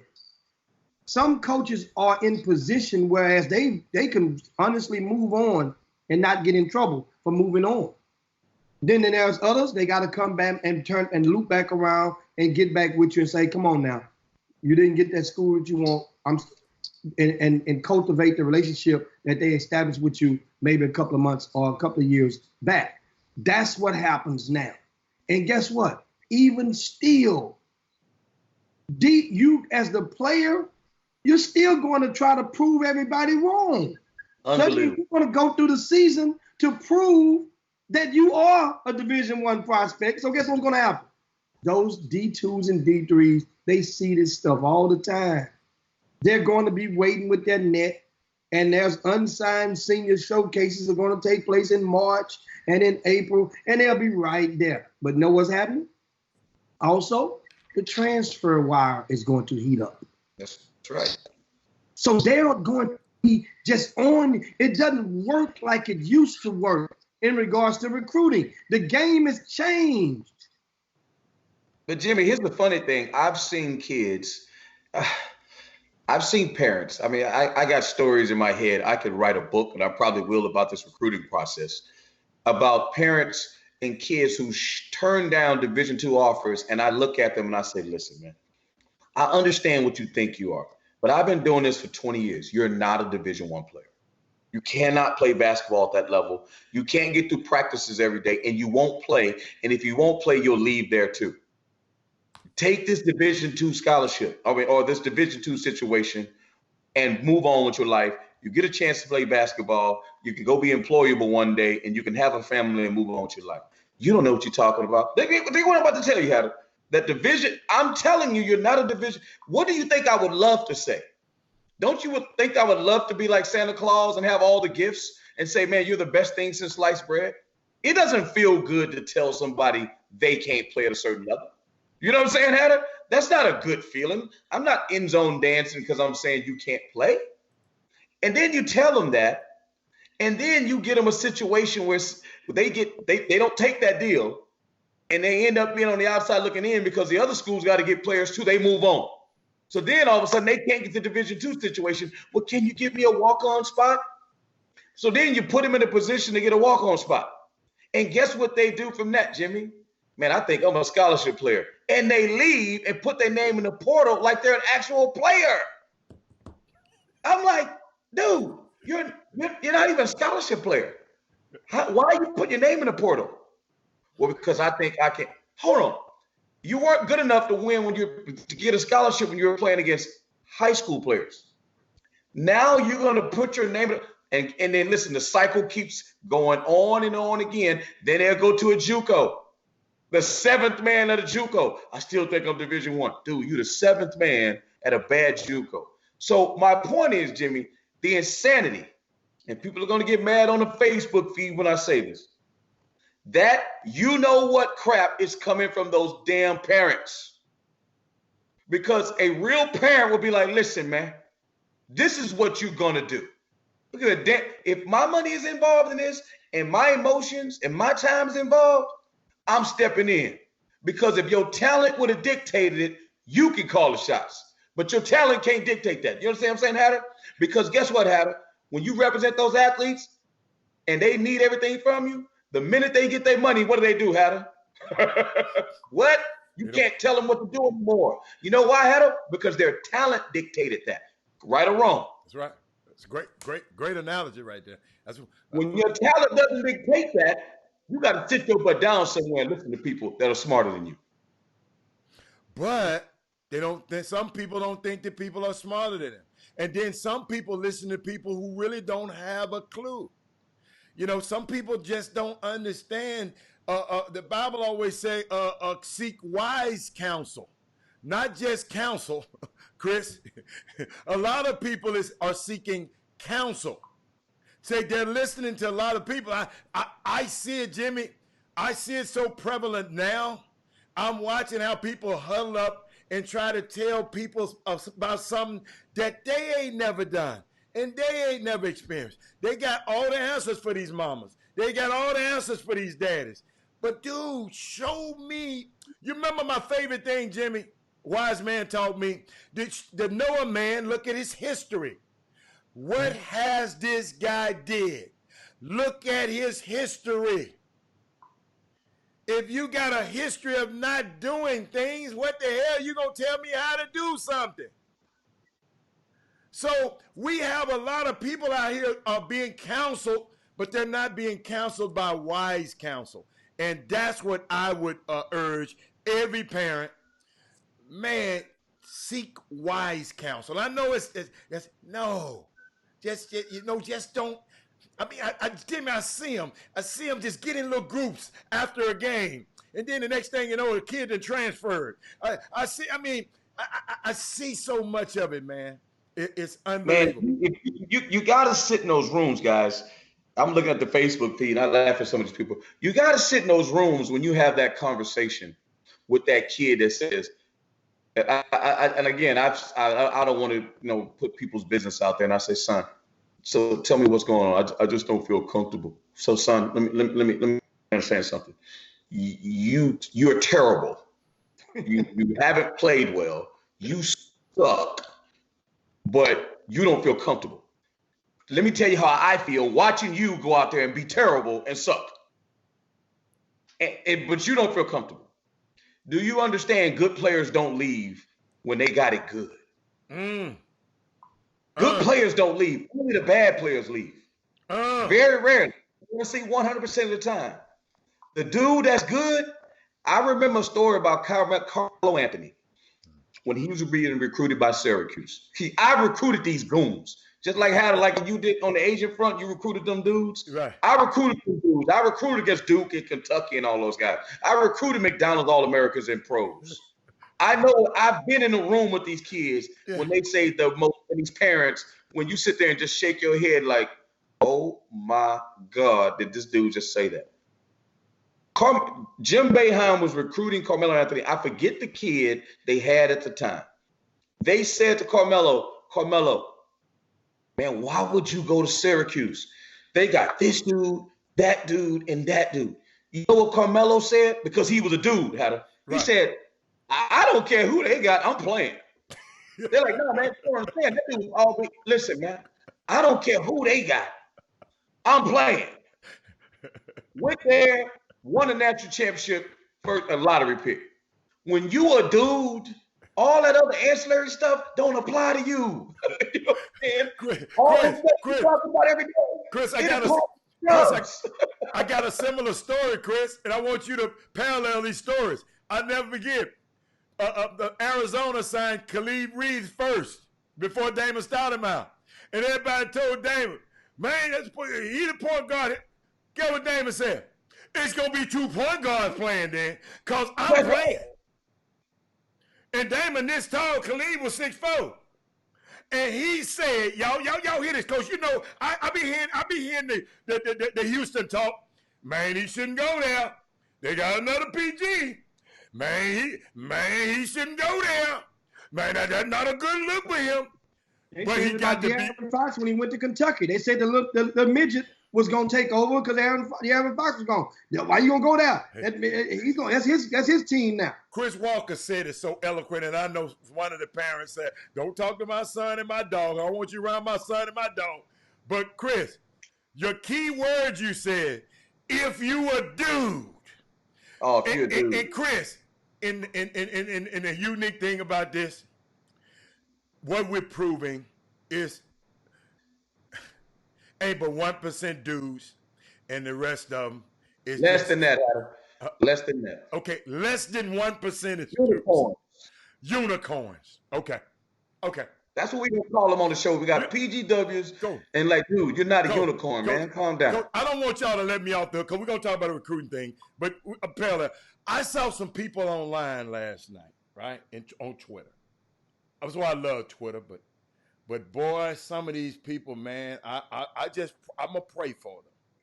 Somebody tweeted out James White, because Memphis lost to Oregon. James White had a good game though. No. Let me tell you something. Somebody tweeted out. They tweeted this out early in the game. James doesn't look like he is in Portland tonight. James giving me all those I only play because I'm tall vibes. That was the worst one. That was the worst. He giving you, first of all, he got 2 quick fouls and sat down the whole first half. Then he ended the game with Jimmy, 14 points and 12 rebounds. What, Jimmy, explain to me why a grown-ass man would get his ass on Twitter and say that. I know it's freedom of speech because Daryl Morey did it, and it's freedom of speech. Dude, where were these guys when Twitter wasn't around? Chris Walker. You already know. You dealing with the anonymous monster. The anonymous monster. You can't beat that anonymous monster. No, they ain't anonymous. They did it under their name. Oh, you know who did it? Put them on the chop shop. Put them on the screen. There's a lot of people who did it. I just don't do that on the chop shop. They know who they is if they watching the show. But Chris, let's go search the tweets. But I'm just talking about a kid had 12 rebounds, playing in his first high-level game at 18 years old. He ain't no 21-year-old freshman that y'all like to get over at TSU. Huh? Ask that same person that he tweeted at them Kentucky kids that lost to Evansville yesterday. I didn't see a tweet. I got to go back through a time. I didn't, because I don't just search nobody's timeline. My name ain't Jimmy Hicks. If it pop up, I'll see it. But I found it odd, because Jimmy, guess what happened last night? This is one of the rare times that I didn't watch a Memphis game. I taped it, but I had meetings last night. I went to watch my young fella play in some scrimmages. Then I went and met with some people last night. So I haven't seen the game, but sometime today I'm gonna go see the game. But Jim, different people have different motives for doing things. There are always people that likes to prey on the negative, and it's because it's easier to stir a pot with a negative with negativism than it is with positive stuff. So that's one of the reasons that could be one of the reasons. And so speaking of social media, or also on yesterday evening, I think Marcus Sloan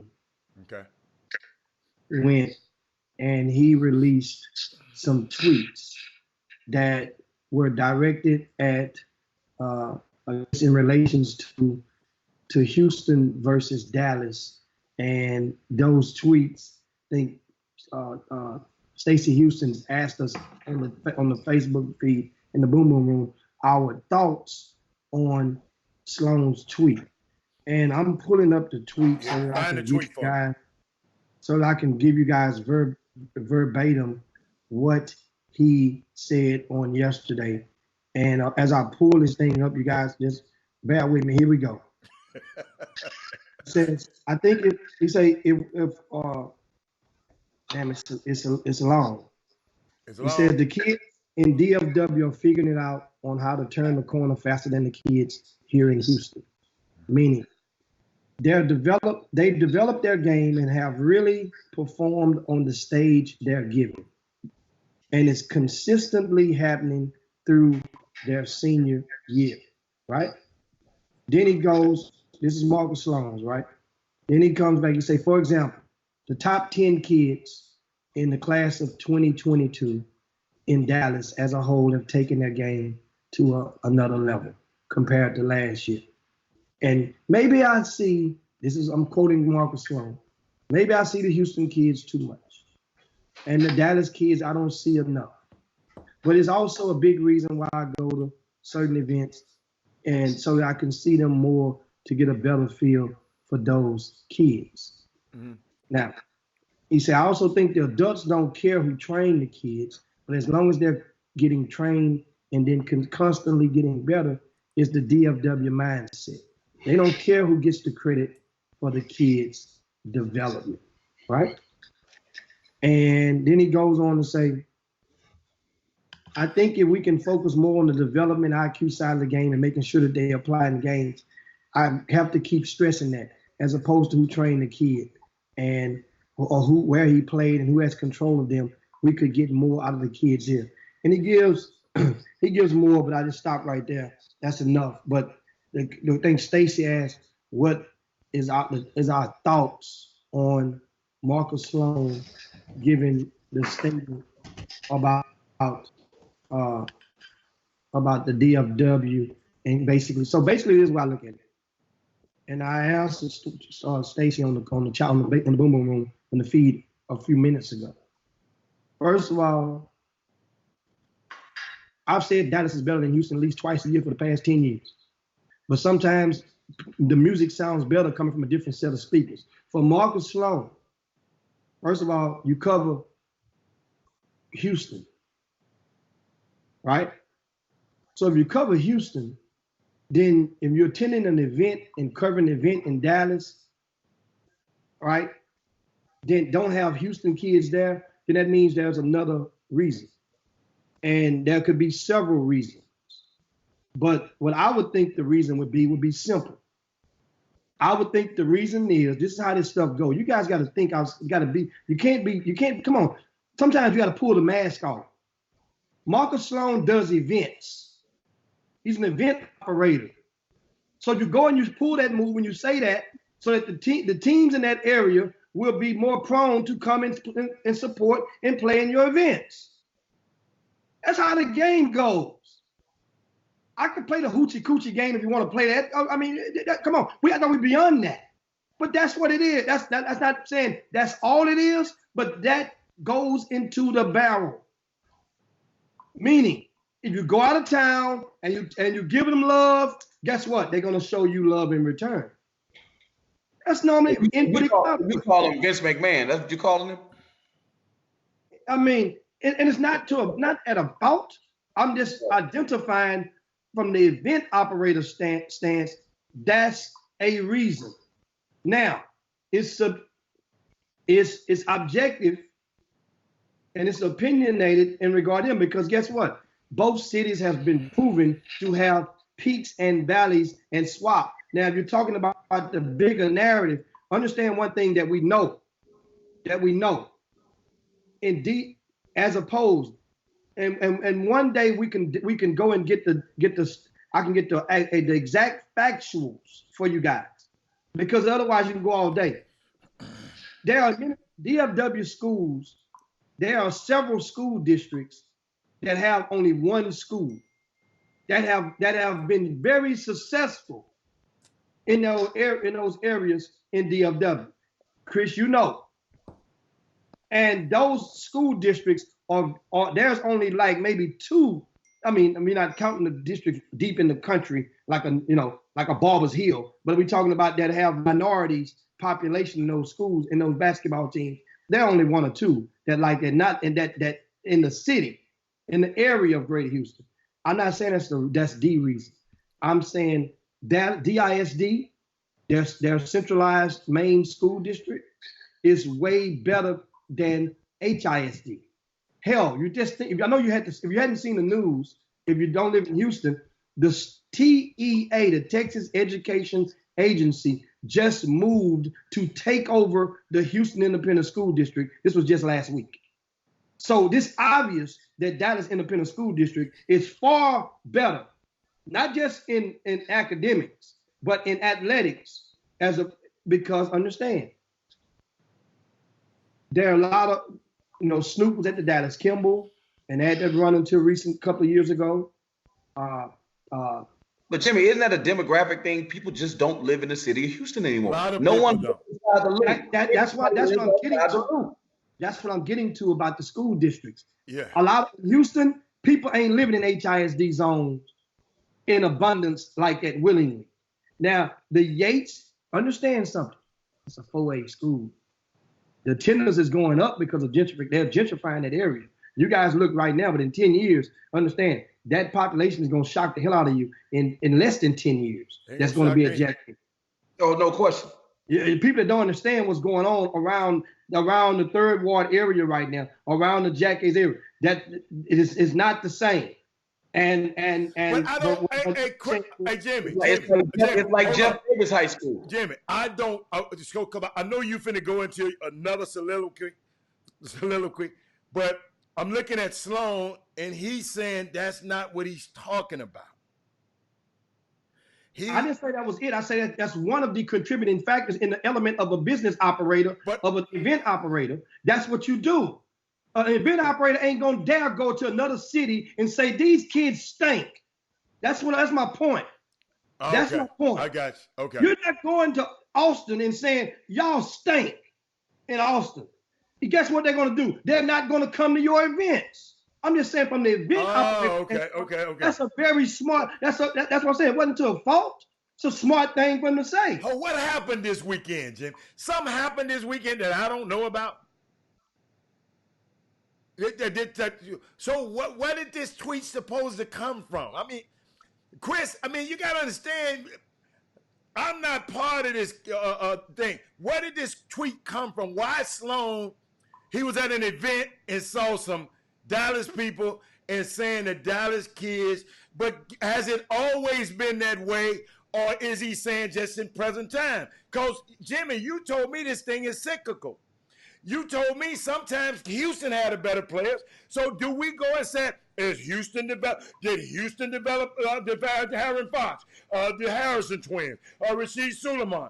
Were we, maybe because we didn't have the chop shop, and then I don't know, I wasn't paying that stuff attention. Y'all help me out with this, Chris. I'm just trying to say, first of all, Jimmy, you told me a few weeks back, you stopped me because you didn't want to get into no Dallas, Houston stuff about media. You stopped me and said, let's not do that. So why are we entertaining this mess right now? Just because Stacey Houston said it on the Facebook feed?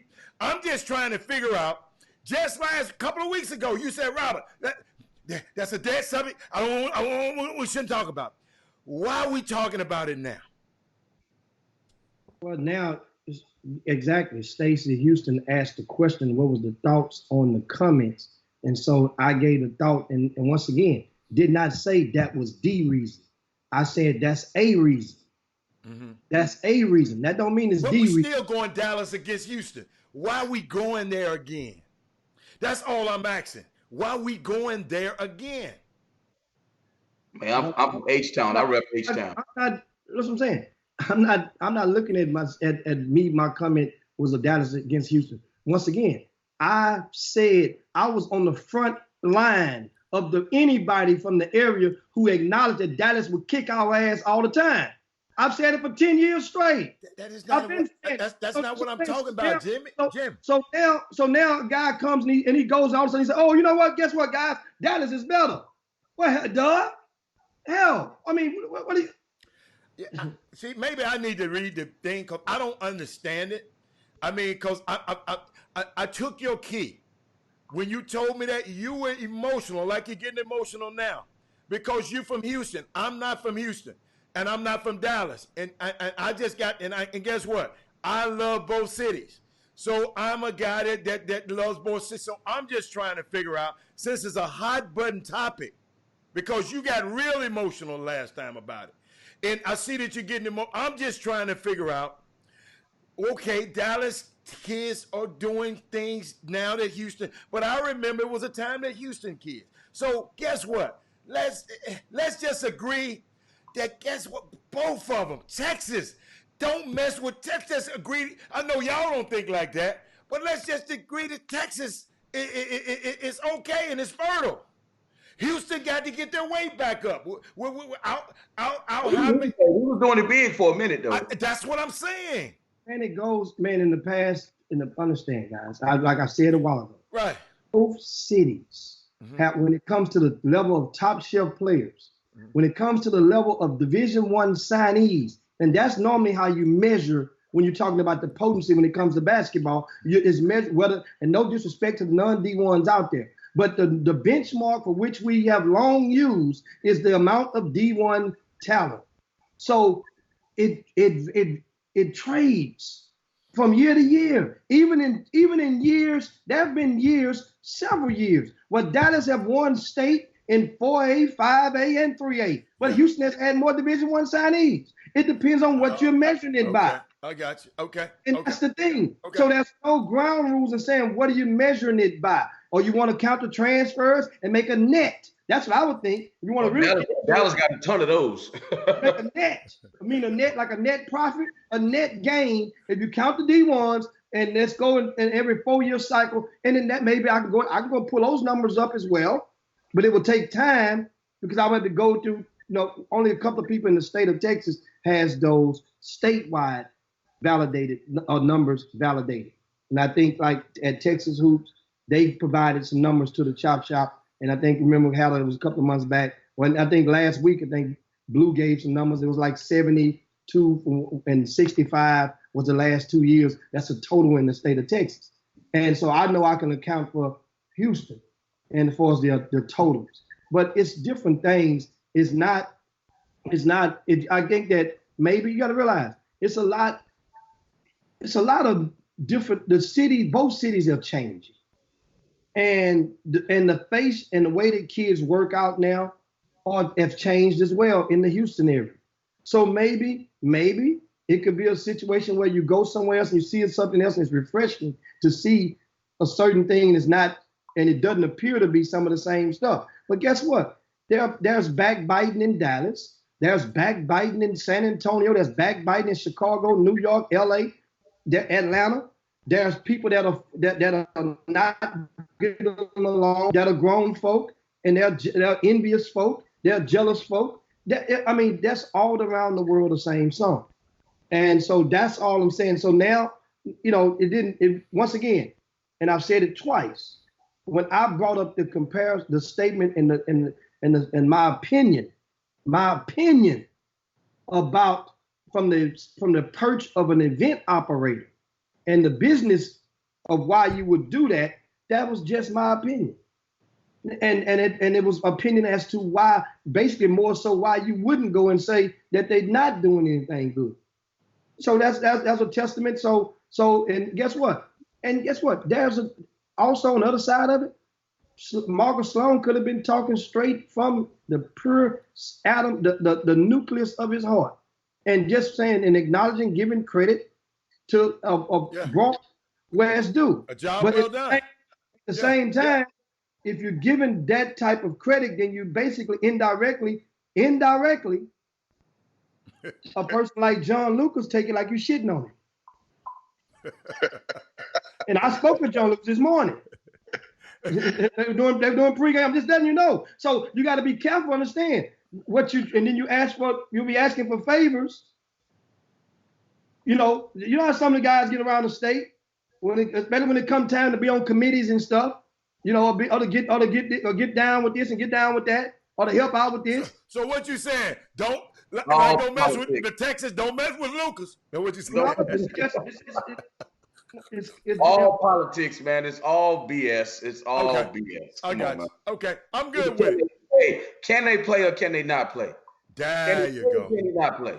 Hey, look at my starting five today, though. Take a look at my starting five for today. Notice all of them are women, because what? It's Women Rock Wednesday. And guess what, Jimmy? I'm not going to get away from this day without shouting out our intern, Dorian Branch. Last night for UFH Cougars, it's Women Rock Wednesday. I got to talk about Dodo. Yes, I am.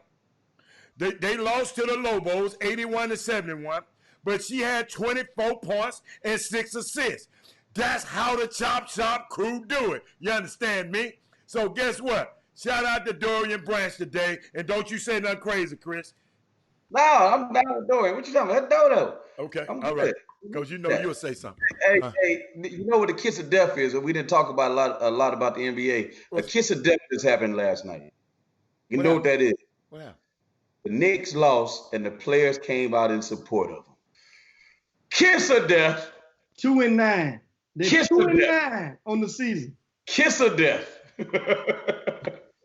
That's how you know. I don't want to talk about that right now, man.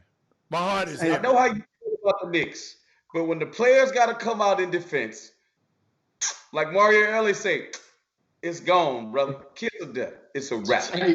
Say, R.J. Barrett was one that came out.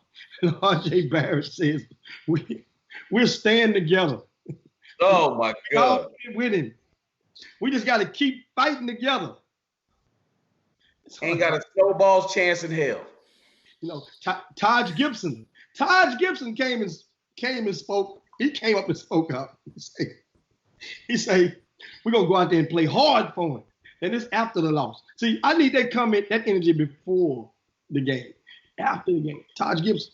He said, you know, we're going to keep fighting, coach. You know, we know we're better than this. We're going to get the wins. We're going to make the noise going to stop once we get these wins. All that noise going to stop. I'm really not liking y'all right now, but keep talking. Let me tell you something. Oh, man, we just tell them what it is. It's kiss of death. Attorney, didn't that case from the NCAA, wasn't it based in the Southern District Court of New York City, the federal court with the Adidas and all of the FBI, the corruption? Okay, that same prosecutor need to go and consider filing charges against Taj Gibson for grand larceny. Matter of fact, the RICO Act, make it a Fed case. Interstate commerce. If you do a crime, you go across state lines, the federal government can pick a case up. So that's a federal case. Taj Gibson. We were talking about starters earlier today. Hey, man, you got to be like T.O. said. Man, that's my coach, man. Like T.O. he said, that's my quarterback. That's my coach, man. That's my coach. I ain't got nothing to say. Y'all keep talking. I ain't got nothing to say. Hey, Clippers Rockets tonight, right? Clippers Rockets tonight? Yeah, but guess what? I found out, Jimmy, I found out about Gummy Bear Gate. Ooh. Jimmy. Wow. He took, they said he was due acting crazy on that plane. Jimmy, it wasn't but a 45-minute plane ride because they played in Phoenix. Go to LA, it's 45-minute plane ride. And this man was going crazy. And guess why they gave him the 10 games, Jimmy? Y'all thought I was playing with y'all because he didn't tell it. Huh? No, he didn't tell it on who gave him to him. Somebody did give him to him. You remember I told y'all? Somebody gave him the gummy bears. What you mean? I found out last night. Who? Huh? Dion Waiters gave him to him. No, Dion Waiters is the one. Jimmy, give me a guess. Okay, go through the roster. Boom, boom, room. Go through the roster. Who do y'all think gave him them gummy bears? I know who didn't give them to him. Who? Justice Winslow didn't give them to him. No, Justice didn't give them to him. I know who didn't give them to him. Y'all give me a player on the team. Somebody help me out. Give me a player. Well, I don't know one player because they awful. They don't have any good ones. I don't know one player on the team. Jimmy pulling that thing up now. Don't you think Jimmy ain't pulling that roster up right now? Y'all pull up the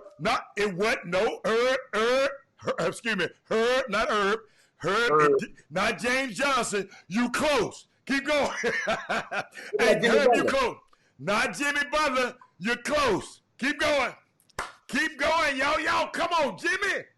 Tyler Hero. Heck no, it definitely No, wasn't Tyler not Hero. Tyler Hero. I said close. Tyler Hero, look. Now, Yeah, look, you- He ain't messing no gummy bears. He's taking tablets. Exactly. David Dennis, man, said a spokesman.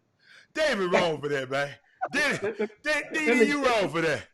Not the point guard. Hey, y'all, come on, man. I'm gonna give y'all, Jimmy. Just Let tell me me look when right y'all. now. We look right now. I'm gonna look right I now. gotta see the roster. Titty I'm, cup, titty cup. I'm pulling it up and I'm thinking about it. Boy, hey, I was at dinner last night. They Oh. told me this. It was no, he didn't get it from Herb Baker. Herb Baker. Herb Baker got it. Herb Baker got it. Herb Baker got it. What? Herb Baker got it. No. Yeah. The old man? Herb Baker a bad man. Herb know the guys, man. Hey, Herb know them guys, Doc. Udonis, the old dude, Yes, the sir. icon. Man, they Yes, just sir. dude. He's the Nene of the Miami Heat. Hey, They're that- just giving him some money just for the Swan song, and he this is how he does it. So Herb Baker. Haslam he the gummy bear king. Herb Baker is the man, man. Mummy Gate. Oh my Hey, God. if Herb was here, we'd give him them 2 tickets. Herb get 2 tickets to the games this weekend. I don't believe that, man. Come on, man. Hey, man. Yeah, knucklehead, Yes, man. yes. I mean, come on. hey, all I do, hey, guess what? I'm just hey, Jimmy, let me tell you something. I'm not gonna let everybody else break that news no more, Jimmy. Jimmy told me don't let other people break this news no more when I get it like this. Yes, you Judy.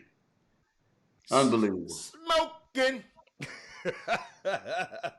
Unbelievable. What else y'all got, Man. man? What we got? And of course, don't remember the guys tonight. It's an early tip off for the Rockets and the Clippers tonight, 6:30 Central Time for the second Wednesday in a row. The Houston Rockets, their game would tip off early. It's a nationally televised game. Once again, Russell Westbrook, James Harden, and Kawhi Leonard, the Clippers. Paul George, we thought he was going to make a debut. He looked at their schedule and said it made sense to play and to start this thing off in San Antonio as opposed to coming right in the skillet, which is smart for him if he does not play tonight, as it was rumored in the past 24 to 36 hours. So, but however, Daniel House is not expected to play tonight for the Rockets. His back is really he's messed That up. means there's no misses to go around because he can miss a 3 better than anybody I've ever seen, boy. Oh. Me and Jimmy had a heck of a thing going on today. Jimmy, I want to chime in on the game a little bit with Kawhi, Russ, Harden, and the with them 3, right? They're gonna all be. It's gonna be between those guys. It's gonna be, I think, how many MVP awards? It's gonna be a certain amount of MVP awards and a certain amount of final MVP awards, all on the court tonight. Well, we don't want to show your boy, the guys wearing the red, ain't no finals MVPs over there on that side. We know that for sure. So that's easy math right there. Hey, do LeBron play tonight? I'm just saying 2. That's easy math. 2. Kawhi got 2. They play the Warriors tonight, and They play Draymond Green. They play Draymond Green and Russell. Man, they said they got a trade proposal. Dude, I heard something else last night. Oh. Stop the presses, Jimmy. Hold up. I'm trying to see Draymond going somewhere. Man, you know how you're listening, but I couldn't get to my phone to try to put my notes. Draymond's getting traded? Draymond might get traded soon, but they gave me the teams and everything and all the people who the Lakers one of the teams. I got to think of it. I should have wrote it down. I'm bad. Rich Paul represents Draymond. Hey, and guess what? I heard Anthony Davis. If this stuff don't work out this year, he might be going to Chicago for real. You remember, Jimmy, how you said when stuff get out and you think it's far-fetched? That's these, man. It was just they was just overwhelming with information, Jimmy. But Jimmy, You like clickbait mode right now, Hatter. I don't know about that, Hatter. I was around some decision makers. I wasn't around them little Villanova people. I was around some decision makers last night, boss. You was in clickbait mode. Guess what? I don't have no problem with Anthony Davis going to Chicago. Matter of fact, I think 90% of the NBA would prefer he go take his butt to Chicago. You know what that means? He would be worse off than he was when he was in New Orleans. And so that means you have to worry about him being the X factor for eliminating you from the playoffs. So I don't think nobody has a problem with Anthony Davis going to. A problem. It's just it's a rumor. But besides LeBron James, what player? Name me 2 players in modern day history who went back home and led his team to an abundance of success. I know one, LeBron James. I say besides LeBron. I say besides LeBron in basketball, who went back home and then kicked a whole bunch of butt on an extended amount of time. And let the church say amen. Boo! And let the church say amen. Hey. So that, with that being said, guys, guess what? You see what time it is. It's time to get up out of here, man, and it's time to land this plane. Once again, guys, this is why we are the best 120 minutes of your day, the Chop Shop. And once again, if you hadn't done so, make sure you share today's show. Share the show with your family and with your timelines and your friends. It's a great thing, and you'll be supporting our digital footprints as we go and try to increase awareness of the Chop Shop. We're an urban sports talk show. Matter of fact, one of the most popular ones in the United States of America. We cater, as you can tell today, mostly on the amateur sector of sports. However, thanks so much to Chuck McGowan for providing us with all of those young ladies. If you can email us the info, the list, then we will post the complete list on the show at one time. Send an email to chopshophtx@gmail.com. chopshophtx@gmail.com. Also, want to thank a lot of you guys for all of the comments. This is what keeps it. Great job.